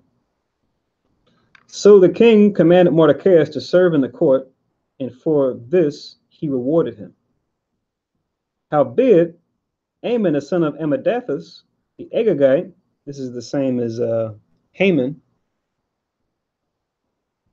son of Hammedatha, the Agagite. So he was of what do you call it, the Amalek. It was a family of Esau, right? That's who Haman came out of, right? He's going to come up a little bit later as you read on in the 66 books. Who was in great honor with the king, sought to molest Mordecai and his people because of the 2 eunuchs of the king. So see here, you read this detail, it actually tells you that he was rewarded. As far as that big time promotion, it will happen in stages. He will get more and more elevation as the story continues. But here it tells you that he was rewarded, right? So once again, we see the favor now working on his behalf, just like it's working with Esther, right? So that's why it's a great reward for us to follow the Most High, regardless whether we're in our kingdom or whether we're in captivity. The Most High will pave a way, and He'll even use the heathen to do it. While you might have one heathen trying to block you, Most High have another heathen block that other heathen and elevate you, right? Or open a door for you when another one tries to shut it. So let's go back to Esther in the 66 books. Esther chapter 3, verse 1. Esther chapter 3, verse 1. After these things did King Ahasuerus promote Haman, the son of Hammedatha, the Agagite, same dude, and advanced him and set his seat above all the princes that were with him. And all the king's servants that were in the king's gate bowed and reverenced Haman, for the king had so commanded concerning him. But Mordecai bowed not, nor did him reverence. Right? So Haman's being elevated, right? This Amalekite, this Edomite, because remember, with every empire, you have the chief nation of people that are in charge, right? And you're going to have people of other nationalities going to have certain positions, right, of authority. That's not anything that's strange. Even you read about during our righteous reign, say during King David, you read about his mighty men, right? His 30 mighties, right? They had command over the army. Some of them weren't even Israelites. even though most of them were, right? I think you had one that was a Moabite, one that might have been an Ammonite, right? Yeah, one, of course, Hittite. I think Uriah the Hittite, the one who he committed adultery with his wife, I think he was one of his 30 mighties too. He was a Hittite. So if you were, skillful, you had talent, you had ability, you could get a position, right? Because it only makes sense if you're in charge. You want to find good talent. Of course, you're going to prefer your own nation when it comes to certain positions. You're going to have room for other nationalities to come in, right? That have certain talent that show their allegiance, their faith, their fidelity, right? You'll give them a position too. Even when you saw with Uriah, even though he was a heathen, he was loyally devoted to David, right? Even though David you know, tried to get him to go home and stuff, he said, "No, I can't do that. I got to be on the front lines for your army, right?" It's like telling a soldier, "Oh, just relax, right?" Him being under his commander, his king, David was his king. He couldn't do that, even when asked to do so, right? He felt some kind of way. He wanted to fight. He was loyal. Yeah, and I know that was like probably a a shot at David because he's like, because this dude is too loyal. I want to take him out of the picture, but he's actually following suit as he's supposed to, since David was king. But like I said, that was just a reflection back on David and his wickedness in that regard, for taking his wife. Question on Amalekite is this person from Amalek. Yeah. Okay. Because Agag, you went to Agag. Agag was a king of the Amalekites. And it's so interesting because you guys have seen that movie, The One Night with the King, which is based on this story. The beginning of that movie actually talks about that interesting history where it may not be said explicitly, but I guess the people who did the movie, they made that connection. Because King of Agag, he was the one that Saul let live along with his cattle. Remember the Most High told King Saul, "Don't spare them, utterly destroy them," right? And it said, and instead, he listened to the people and allowed them to take the spoils, and he preserved the king alive. And then when Samuel found out, he said, "What is this? Why do I hear the bleating of sheep and goats? You're supposed to destroy them. Why is he alive?" Right? And then Samuel gave him the Most High's judgment. He said, "The Most High removed you from being king because you haven't followed him. Right? Your rebellion is as witchcraft, and it's going to be given to your neighbor who's better than you." Which he's talking about David, but he just says his neighbor, right? As far as just some other man in Israel, it's going to be given the kingship after him. But that king, his name, that was King Agag of the Amalekites. So it could be said that this Haman is a descendant of that Agag back in 2 Samuel, which was many years ago. And it's so funny too because I have to probably confirm it, but it even tells you that Mordecai came from Kish. Well, Kish was an ancestor of Benjamin too. Saul was from Kish as well.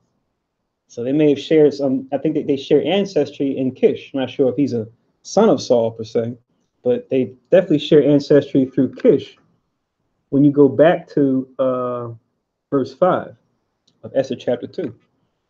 So when we see the son of this, the son of that, the son of this, it's an interesting story when you look at it and see how it goes down. Because if you see certain names pop up again and go, "Oh, wait a minute, I know that name, that comes from this person.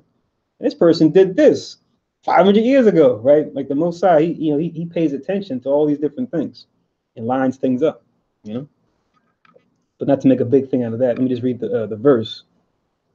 But yeah, definitely check that out. But this is 1 Samuel chapter 15. You can link this with 3 and 1.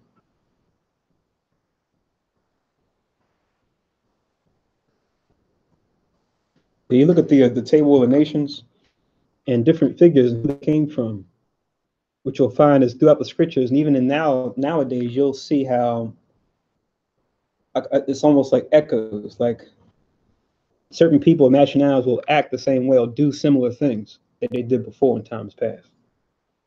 It's kind of interesting. Or certain things that were like unsettled, they'll kind of continue or rear their head even to this day. you know. So 1 Samuel chapter 15.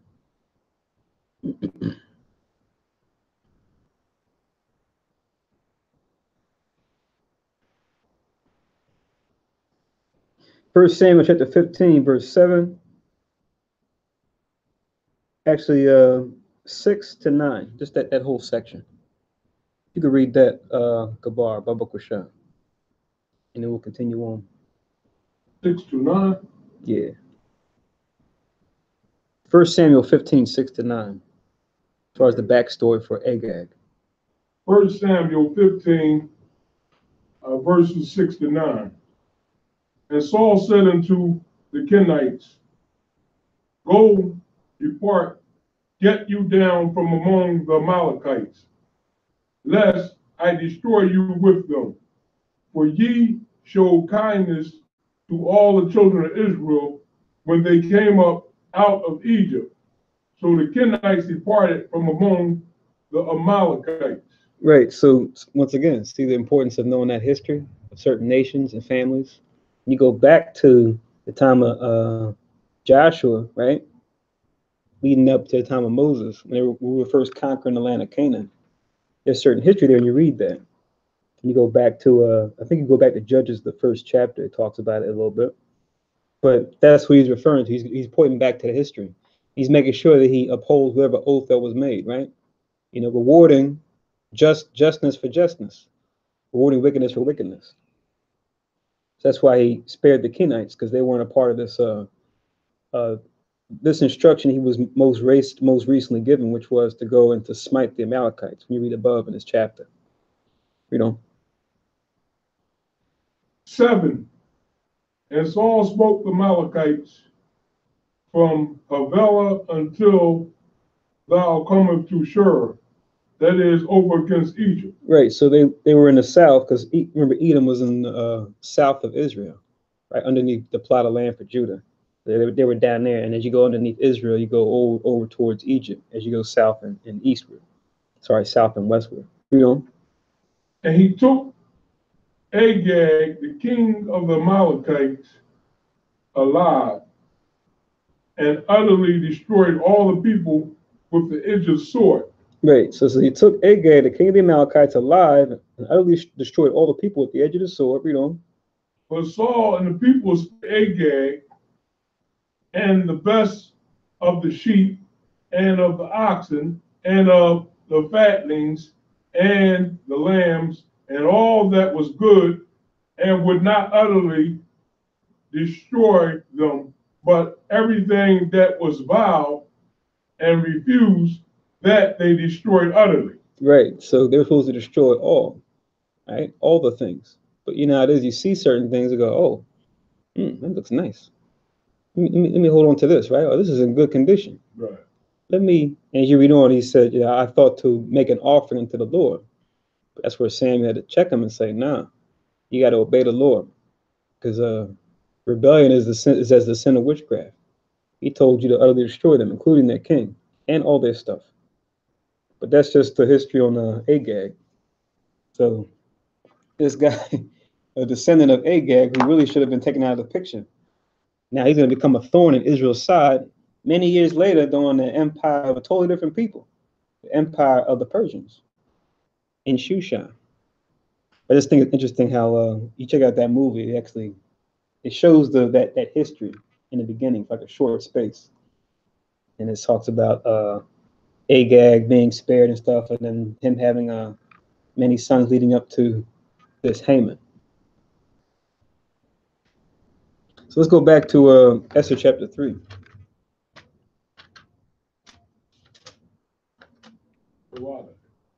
In the book.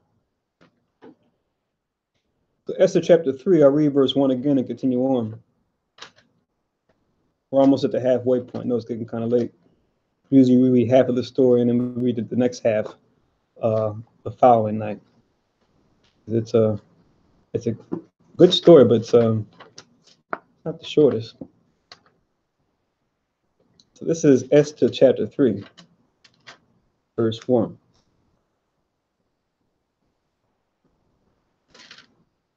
After these things, the king Ahasuerus promote Haman, the son of Ammedatha, the Agagite, and advanced him and set his seat above all the princes that were with him. And all the king's servants that were in the king's gate bowed and reverenced Haman, for the king so commanded concerning him. But Mordecai bowed not, nor did him reverence. Then the king's servants which were in the king's gate said unto Mordecai, why transgressest thou the king's commandment? Right? So Mordecai, all the different leaders that were there, says that Mordecai, he didn't bow. As you read on, we're going to find out, why he didn't. But he didn't bow down to Haman, right? And it's funny because in the different movies, whether it was One Night with the King or the Esther movie, we watched that at the school a couple times, and we used to always laugh at the scene where they show Mordecai. Yeah, he's played by Edomite, of course, so-called Jew. He's not played by our people, but you see Haman, he's just like, with that proud look on his face, which is typical for Esau. And as soon as he see all the men bowing, and as soon as he gets to Mordecai, you see Mordecai, he's just like, and he looks at Mordecai like,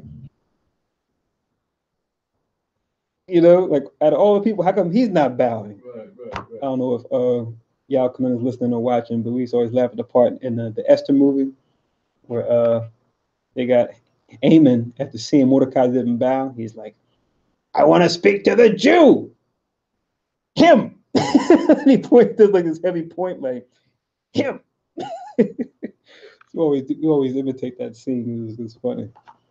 We can kind of picture it in our mind, right? The brother like.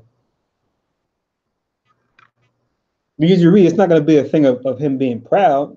We're going to see why he didn't bow as we read on. It says, now it came to pass, verse 4, now it came to pass when they spake daily unto him, and he hearkened not unto them, that they told Haman to see whether Mordecai's matters would stand. For he had told them that he was a Jew. So it was known that he was a Jew. So, this got, word got to Haman. That's who, that's what he was. And, being a Jew.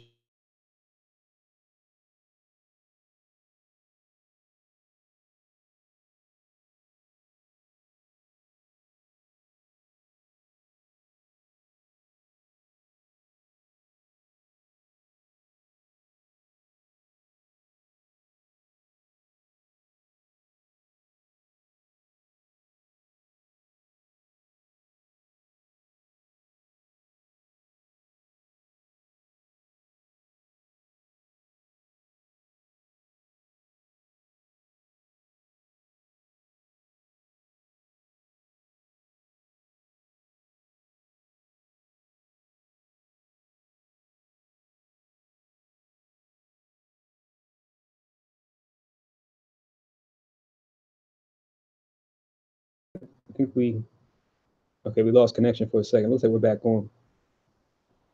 Just hit a refresh from your browser if you can't see me.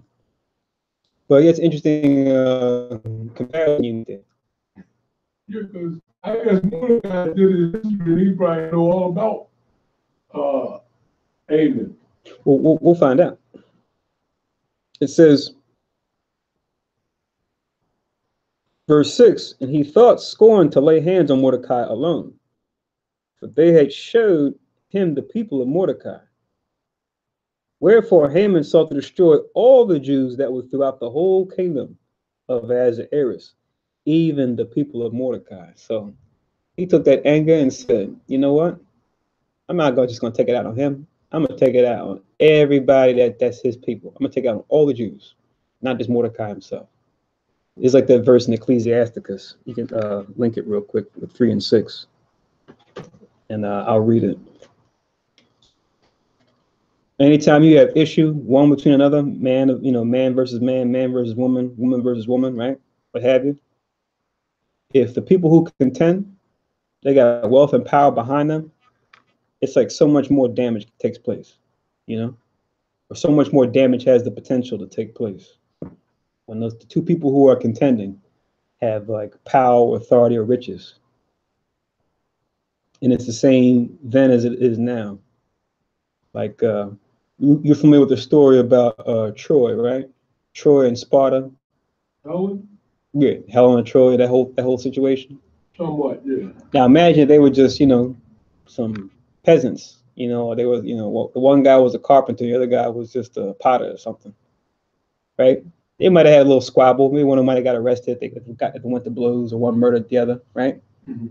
But now we're talking the Prince of Troy fraternizing with Helen, who was married to King of Sparta. Now, what happened due to that, you know, extramarital philandering, right? They stole Helen, right? Yeah. Now, due to the extramarital, you know, affair, you got two nations going to war with each other, Right. right? Right. It was just those three people, right? Right. It was the issues amongst them three. And now because they are rulers, now it's like, oh, we're gonna go to war. Everybody's going to war, right? Right. So here's a scripture that deals with that understanding. This is Ecclesiasticus. Ecclesiasticus.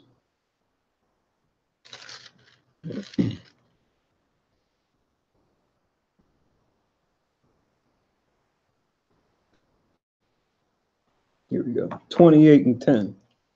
Ecclesiasticus 28 and 10. I'll read it real quick and then we'll continue.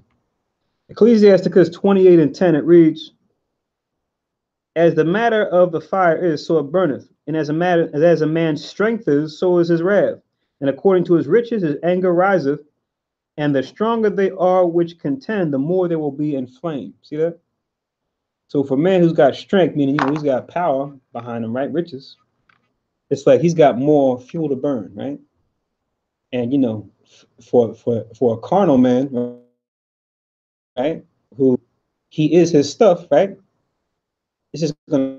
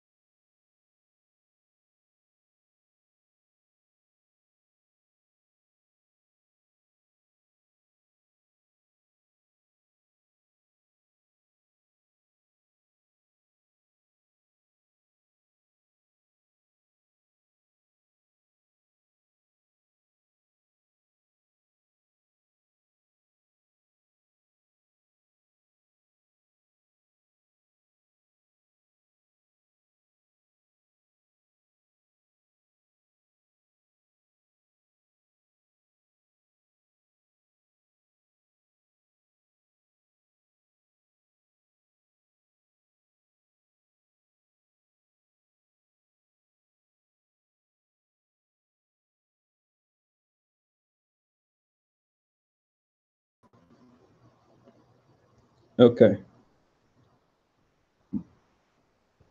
You don't have a cell phone, right? Yeah. Is you're not connected to the Wi-Fi, right? Here? Yeah. No. Okay, good. Just want to make sure Why? because it might interfere with the data stream. Oh, really? I was about to ask you what passwords. Come, after we finish the service, no problem. I just turned mine off just in case. Come, so it says Esther 3. I'll read it again. Esther 3 and 7. In the first month, that is the month Nisan, in the 12th year, King Ahasuerus, they cast pur, that is the lot, before Amen, from day to day and from month to month. To the 12th month, that is the month Adar, which is the month we're in right now. And Haman said unto King Ahasuerus, there is a certain people scattered abroad and dispersed among the people in all the provinces of thy kingdom, and their laws are diverse from all people. Neither keep they the king's laws. Therefore, it is not for the king's profit to suffer or allow them. If it please the king, let it be written that they may be destroyed, and I will pay 10,000 talents of silver to the hands of those that have the charge of the business to bring it to the king's treasures. You see that? So he's backing up his hatred, right, with his resources, right? And the king took his ring from his hand and gave it unto Amon, the son of Amadatha, the Agagite, the Jews' enemy. See that? They call him the enemy of the Jews, right? Because remember, he was put up in a high authority, so the king is thinking, okay, I'm sure he has sound reason to do this. I'll give him authority, right, to do as he will, right? I'm sure he has his reasons, right? It says, and the king said unto Amon, the silver is given to thee, the people also to do with them as it seemeth good to thee. Then were the king's scribes called on the 13th day of the first month, and there was written according to all that Amon had commanded unto the king's lieutenants, and to the governors that were over every province, and to the rulers of every people of every province according to the writing thereof, and to every people after their language. In the name of King Ahasuerus, it was written and sealed with the king's ring. Right? So it's like a notary, you know, get the stamp to say, okay, so and so signs off on this, the court of the municipal court or the state court, federal, whatever, says this is signed and sealed, right? Law. So it's the same idea with the king's ring, right? So they're gonna make this thing law, right, to destroy us. Sounds interesting, right? Sounds familiar, right? 13, by the letters, rather, and the letters were sent by posts unto all the king's provinces, right? So it wasn't like, you know, they had TV or email, right? They delivered the letters the old-fashioned way. Unto all the king's provinces to destroy, to kill, and to cause to perish all Jews, both young and old, little children and women, in one day, even upon the 13th day of the 12th month, which is the month Adar, and to take the spoil of them for a prey. Check that out. So now it's been put into law to do this. Now let's get this real quick in the Apocrypha to link with verse 13. Go to Esther in the Apocrypha now, chapter 13.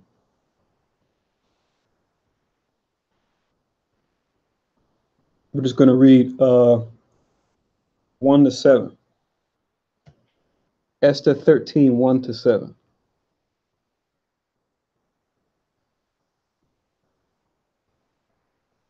Esther 13 and 1, it says, the copy of the letters was this. The great king Artaxerxes, write these things to the princes and governors that are under him from India unto Ethiopia in 107 and 20 provinces, right? That's just the whole empire. We read it in chapter 1, verse 1. Verse 2, after that I became Lord over many nations and had dominion over the whole world, not lifted up with presumption of my authority, but carrying myself always with equity and mildness. I purpose to settle my subjects continually in a quiet life, and making my kingdom peaceable and open for passage to the utmost coast to renew peace, which is desired of all men. Right? He's just talking about, you know, his motivation, right? What drives him to rule and how he goes about ruling.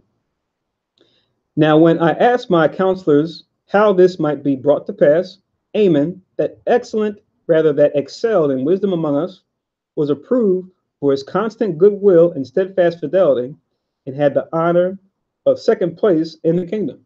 Right, just showing the authority that this Haman had, right? It says, declared unto us that in all the nations throughout the world, there was scattered a certain malicious people that had laws contrary to all nations, and continually despised the commandments of kings, so as the uniting of our kingdoms honorably intended by us cannot go forward. So you see how he framed this? He said, yeah, they have their own laws. They don't want to listen. Now, Amon wrote this, and the king just put his stamp on it, right? Well, that's the king who wrote that. This is the king himself talking, Okay. talking about Amon, what Amon brought to his attention, Right. without him really knowing the full story, right? Right. So it says, so as the uniting of our kingdoms honorably intended by us cannot go forward, right? So the way the Jews are being presented to him, it's like they're upstarts. They're trying to upset the order, the law and order he's trying to establish, right? Right. Verse 5, seeing then we understand that this people alone is continually in opposition unto all men, differing in the strange manner of their laws, and evil affected to our state, working all the mischief they can, that our kingdom cannot be firmly established. Therefore have we commanded that all they that are signified in writing unto you by Amon, who is ordained over us the affairs, rather who is ordained over the affairs, and is next unto us, shall all with their wives and children be utterly destroyed by the sword of their enemies, without all mercy and pity, the 14th day of the 12th month Adar of this present year, that they who of old and now also are malicious may in one day with violence go into the grave, and so ever hereafter, and rather so ever hereafter cause the affairs to be well settled and without trouble. Right? So just him co-signing what Haman's got going on, right? But yeah, you might be right, because I could see Haman writing this and just doing it like in a third person, on behalf of the king. But all in all, they're in league together. That's the thing we want to, that's the thing that we know right now, right? That Haman wants this to happen, and the king approves, Now, based on the way that Haman kind of spun the story. now, he didn't know that this was Mordecai and his people, though. The king didn't know that, right? He told him, I think, that it was the Jews. We go back to Esther, right? Mm-hmm. Yeah, because they said he had already told the king subject that he was a Jew and he don't bow. Mm-hmm. And what's real interesting that when you read the Bible and Apocrypha, it said he didn't bow because he was a Jew in the Apocrypha. In other words, he got mad with him. One of them said he got mad with him because he was a Jew. The other one said he got mad with him because he had those other two king chamberlains home. And you're getting two different trains of thought there. I don't know if you ever looked at that part. I think it's just both. He's mad with him because of both reasons. Yeah, It's, what it's, happened it's, was it's, one. it's, it's telling it's telling the whole story, just like the Gospels. One gospel will give one piece of it, another gospel will give the other piece. You bring it all together. Oh, As far as him seeing that, maybe he was cool with them, So we just know that he was mad with him, but those are the two reasons why. Mm-hmm. Okay. One part will give part of the reason, other place will give the other part. Just like with Kings and Chronicles, certain things in Kings, Chronicles talk about the same thing, but then give details that Kings doesn't. You just bring it all together. The metaphor we like to use is like with sports, whether it be football, basketball, whatever, where you see a play from one camera angle, and he's like, was he in bounds? Was he out of bounds before he threw the ball, right? Mm-hmm. And you go from the sideline. Oh, okay, from this vantage point, we can see what really happened. Well, we still can't see from this angle. Let's get an end zone shot, right? And the end zone shot makes it very clear. Okay, his foot was on the line before he threw the ball. He was, out of bounds, in bounds, whatever. Mm-hmm. So scriptures work in a similar way where you look at it from different vantage points, bring all the different information together, you get the full story. Oh, okay. Mm-hmm. So reading on in Esther chapter 3, we just read Esther 13, 1-7 in the Apocrypha to link with 3 and 13. Verse 14, Esther 3 and 14, it says, the copy of the writing for a commandment to be given in every province was published unto all people, that they should be ready against that day. Right? It says in 15, the post went out being hastened by the king's commandment, and the decree was given in Shushan the palace. And the king and Ammon sat down to drink. But the city, Shushan, was perplexed. Right? So the city itself, not just the Jews that were there, but everybody was reading this like, really? Why?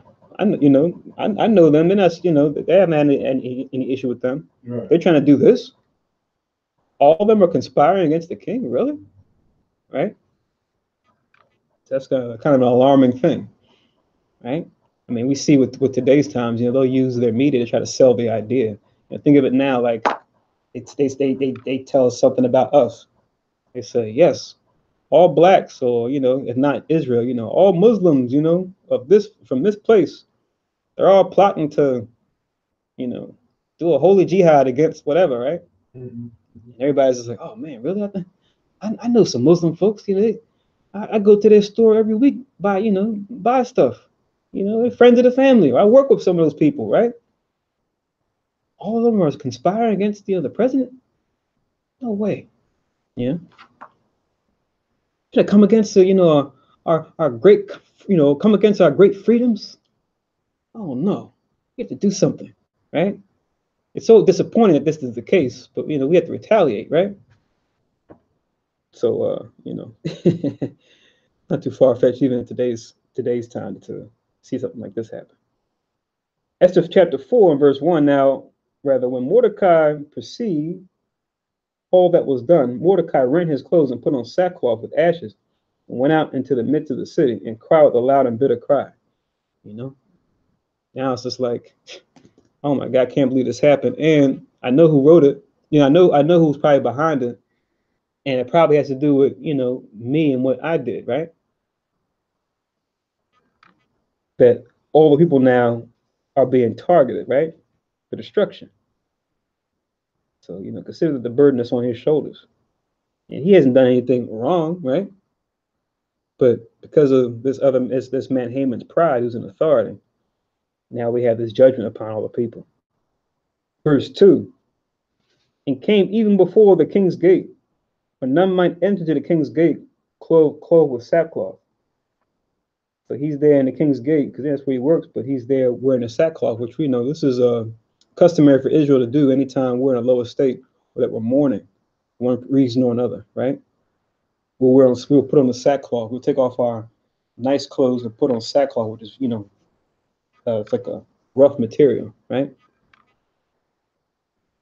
Just to reflect the roughness or the harshness of whatever it is that we're going through, right? We'll personify that hardship we were facing with putting on the sackcloth. And it was like a humbling gesture before the Lord, right? That we could seek his mercy. In every province, whithersoever the king's commandment and his decree came, there was great mourning among the Jews, and fasting and weeping and wailing, and many lay in sackcloth and ashes. Right? So not just him, but others too, obviously, finding out that we're being targeted for execution. Verse 4, so Esther's maids and her chamberlains came and told it her.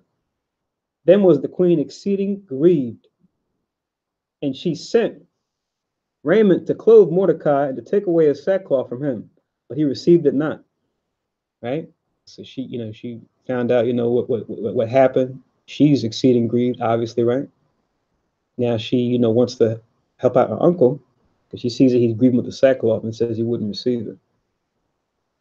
Then called Esther for Hatak, one of the king's chamberlains, whom he had appointed to attend upon her, gave him a commandment to Mordecai to know what it was and why it was, right? So she's, putting it together like, okay, he must know. He must have an idea of why this is happening, right? Verse 6, so Hatak went forth to Mordecai into the street of the city, which was before the king's gate. And Mordecai told him of all that had happened unto him, and of the sum of money that Haman had promised to pay to the king's treasuries for the Jews to destroy them. So that's not anything new either, right? The heathen investing money in our destruction. Right? Because it's money well spent, because to be left to ourselves, right? We can cause so much more damage as far as they see it, right? And just take over. Like we read in Exodus, the first chapter, right? They had that similar attitude towards us then. We're increasing, we're multiplying, right? God forbid these people decide to partner up with our enemies. We'll be out of the kingdom.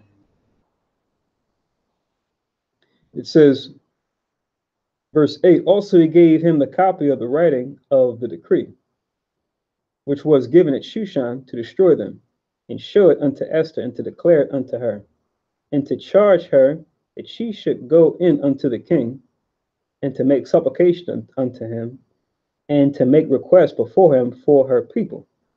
Right? Remember, all this time it's not revealed what her nationality is as of yet, right? But now he's looking at this and he's saying, wow, Esther being in the position that she's in, let me write to her that maybe she could use her position, her closest to the king, try to undo what's been done, right? And Hatak came and told Esther the words of Mordecai. Again, Esther spake unto Hatak, and gave him commandment unto Mordecai. All the king's servants and all the people of the king's provinces do know that whosoever, whether man or woman, shall come unto the king unto the inner court, who is not called, there is one law of his to put him to death, except such to whom the king shall hold out the golden scepter, that he may live. But I have not been called to come in into the king these 30 days. So it's been a 30-day period where she hasn't been called in unto the king. And she said she just can't go in there all willy-nilly, right? He has to request that you come in, right? He has to hold out the golden scepter to grant you access. So she's saying that, you'd be put to death if you do that. Now remember, how she got into that position, because of Vashti wouldn't listen, right? When he requested her to come before him. So we know that he's got no qualms with getting rid of a queen who won't listen, right? So take that into account too with what's being requested of Esther, and how she has to weigh this in a balance, right? This request of Mordecai, verse 12, and they told to Mordecai Esther's words, and Mordecai commanded to answer Esther, think not with thyself that thou shalt escape in the king's house more than all the Jews, right? So what he's telling us is that our fate is tied to yours, right? For if thou altogether holdest thy peace at this time, then shall their enlargement and deliverance arise to the Jews from another place. But thou and thy father's house shall be destroyed. And who knoweth whether thou art come to the kingdom for such a time as this? So check this out. See how Mordecai is looking at this from a spiritual perspective, right? He's saying now, think about it like this, because we know what was being set up against the Jews is unjust, right? For I've done no wrong against even the authorities that be set up. I have done no wrong to Mordecai, no wrong to this Amon, save to bow before him, right? He's saying now that what? This time, right, the Most High, he'll bring deliverance from somewhere else unto the Jews. But then because you were in a position of authority and didn't act and held your peace, now you and your house, including himself, because they're related, we will be faced with judgment ourselves, right? The Most High will judge us as individuals, as individual family, as opposed to the entire nation. And now he's getting it to consider. Maybe the Most High has you where you're at now, just to reverse this rule, reverse this law that's been set up against us, right? Because that's something that we should always look at when it comes to any of us who've been called into this truth. We make the most of it, but at the same time, we always are reminded that we need the Most High. The Most High doesn't need us, right? We may feel like, oh man, it's just me. I'm the only person that can do this or say this for this person, these people in righteousness, right? Or whatever responsibility we've been given in this life for our brother or sister's sake.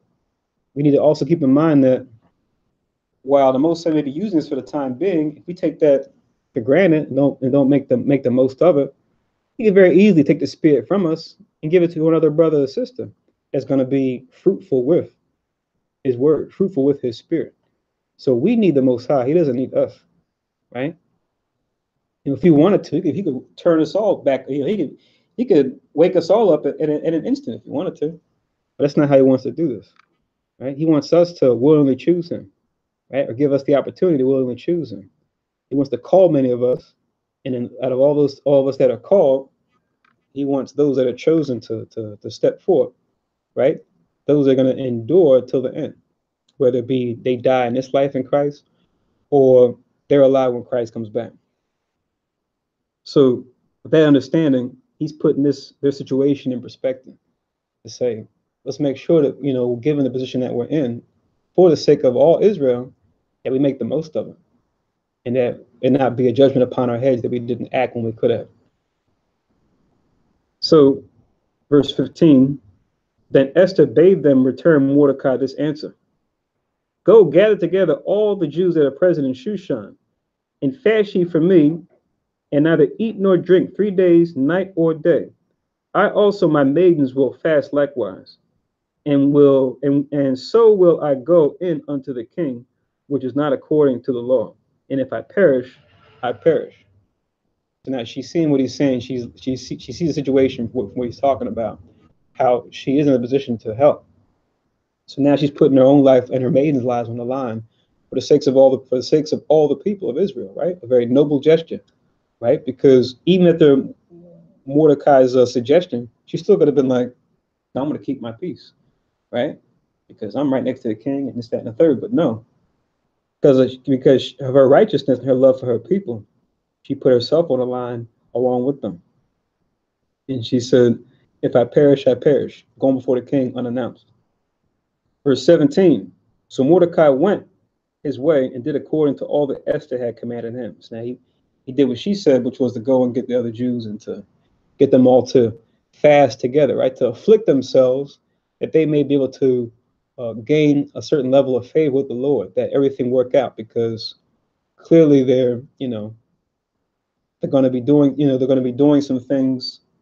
Esther, namely, is going to be doing something that's clearly against the command, which is going before the king unannounced.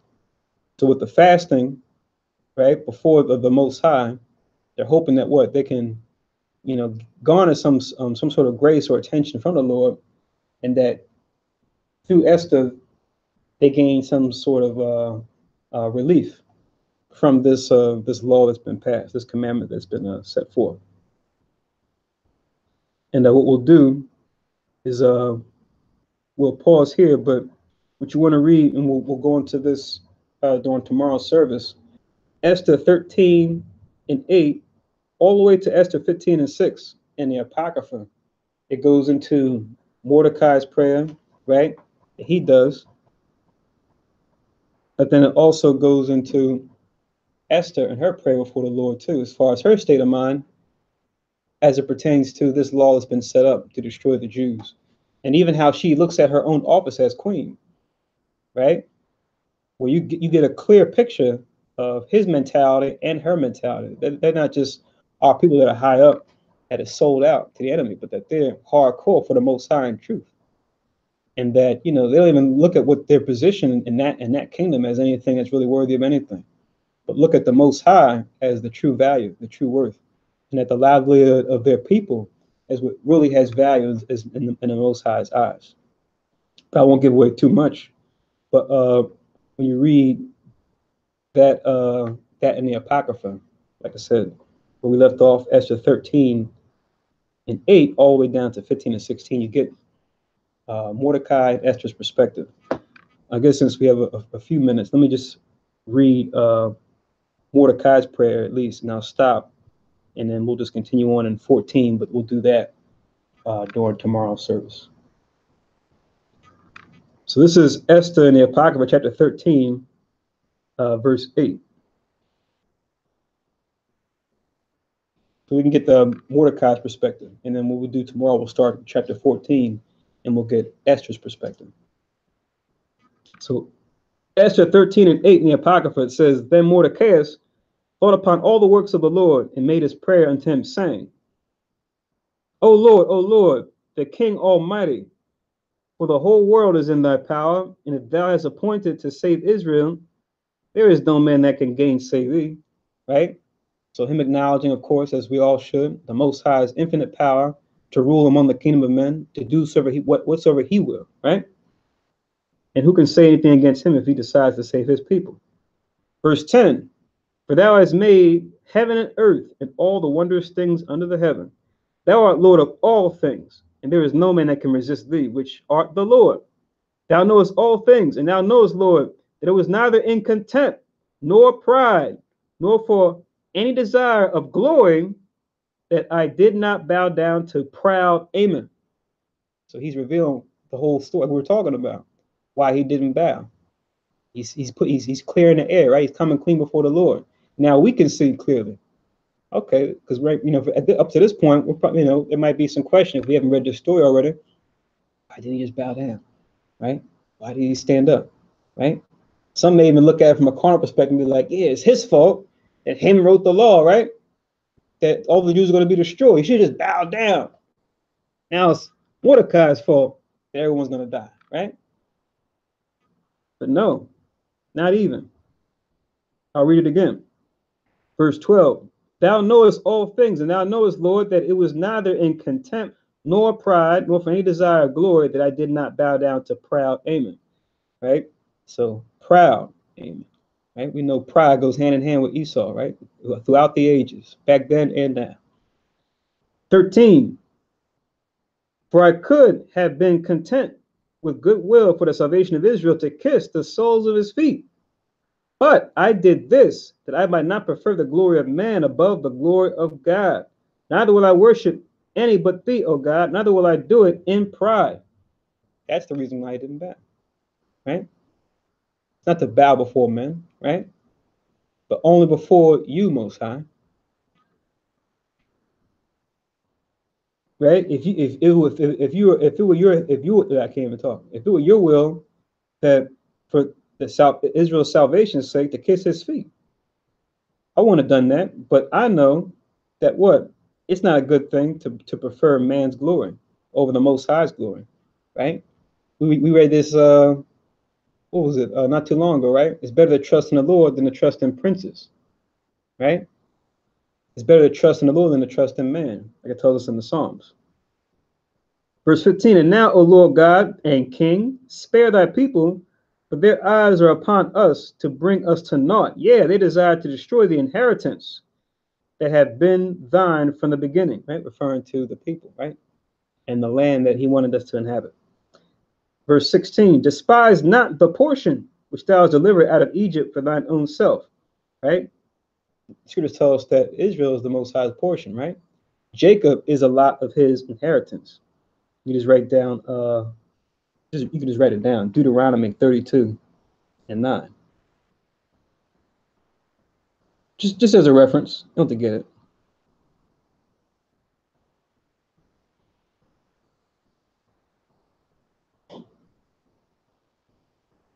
The link with 13 and 16. Well, 15 and 16. Where it says,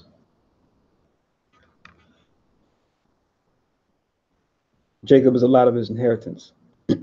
Israel is his portion. Verse 17, hear my prayer and be merciful unto thine inheritance. Turn our sorrow into joy, that we may live, O Lord, and praise thy name, and destroy not the mouths of them that praise thee, O Lord. All Israel in like manner cried most earnestly unto the Lord, because their death was before their eyes. We'll stop here. So just to get some clearing on Mordecai and his state of mind as far as what he did and why, right? And then tomorrow, Most High's will, we go into the second half of the story.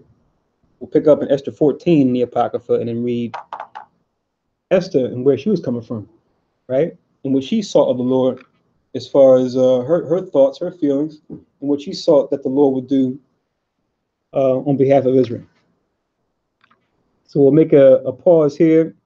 We'll continue on with the story of Esther tomorrow, but definitely feel free to continue the readings yourself if you haven't already. But we'll definitely read it in the class tomorrow, or I should say the service tomorrow. So we'll break here. We'll do the closing prayers and keep the first day of the Feast of Esther, since, as we're going to read, it's actually a 2-day feast. And we'll say Ashar Shabbat, Wa Ashar Chag Purim, or Ashar Purim, which just means Happy Feast of Purim, or just Happy Purim in general. And hope everybody enjoyed the first part of the story. And hope everybody was edified. And with that, we'll do the closing prayer. I'm sorry, I said Ashar Shabbat, Salakia. Did I say Ashar Shabbat? I didn't mean to. If I did, because technically this isn't the Sabbath. You can buy and sell on this day. But it's definitely a feast where we come together to remember the great, faithful, valiant acts of Esther and Mordecai. And without them making the choice to do what they did, we wouldn't be here today. As we remembered Judas Maccabeus and his valiant acts, and how he preserved Israel in this same season, in the same time frame, but years later. Okay. So now we'll do the closing prayers. Shalom, Israel.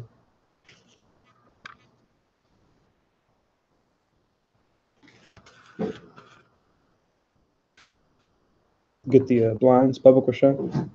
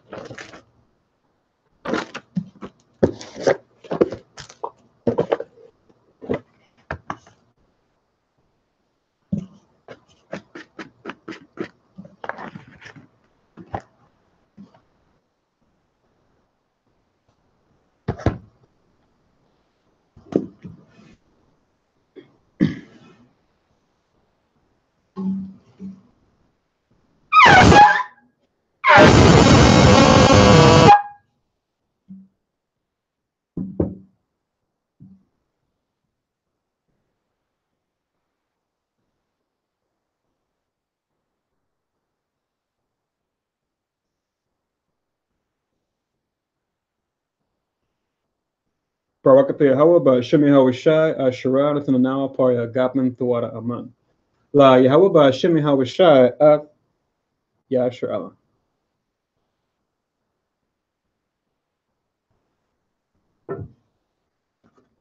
Blessed are you, Yahweh, in the name of Yahweh Shai, that gives to us the fruit of the vine. Thank you, so be it. To Yahweh, in the name of Yahweh Shai, with Israel.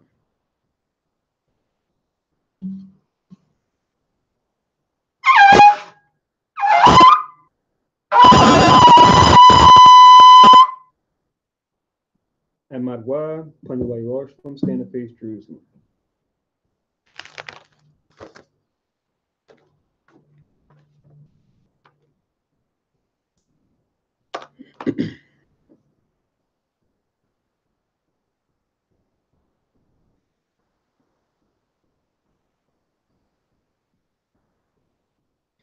Yahweh Basham, Yahweh Shai, Babakushai, Shemai, Lanawe, Aifa, Yem Yen, I that shalak Mike Allah Walla Allahayim Tazwadakim La Shamar Ayo Barak Rapha Magan Wa Khazayak Banya Yash Allah Wa Shalak Lanawa Rabiam Kakamad Rabiam Ta'ai Rabiam Bayanad Rabiam Sabalanwat Rabiam Mama One Rabiam Aqua Rabiam Mahabiam Rabiam Haganad Rachanaya Wasalak Ko Katayam Nawa La Akim Wa Akiwak Wayash Allah Tham Yad Wai Walam Basham Yehoshai Wada Amen. English translation. Yahweh, in the name of Yahweh Shai, please listen to us right now. Send Michael and the righteous powers to watch over, bless, heal, protect, and make strong the children of Israel.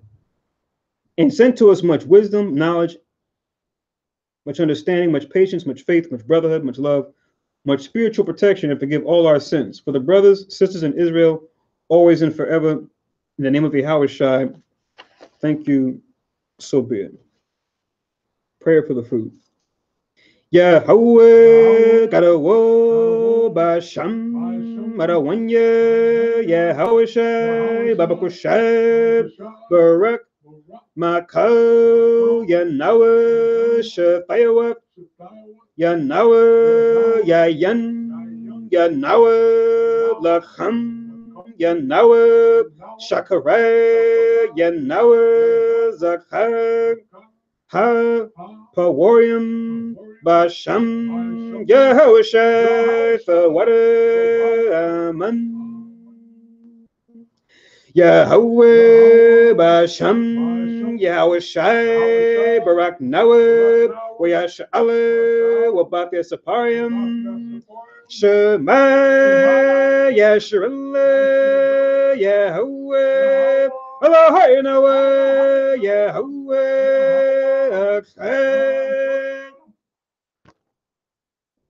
all right, we said Yahweh, in the name of Yahweh Shai, bless us in Israel in the house of books. And we said, Hear, O Israel, the Lord our God is one Lord. With that, we'll say Ashar Kag Pawarium or Ashar Pawarium. Happy Purim, first day. Everyone have a blessed night and a blessed day. Definitely stay in the spirit of it. Be reminded of it. Be reminded of the great deliverance that the Most High has given us. Always remember that things happen for a reason, even when things don't always make sense. Just as we see happening with Esther and Mordecai, as far as them being at the right place in the right time. And always remember that the Most High, He'll pave a way for His remnant, no matter how hard or tough things get with the outside forces, let alone us dealing with our own flesh. Just remember, as long as you do the right thing and follow righteousness, that the Most High will always pave a way, whether it was then or now, and that He will always uphold His covenant that He's made with His people. All right? So shalom, and we'll talk to you tomorrow, Most High as well. Shalom.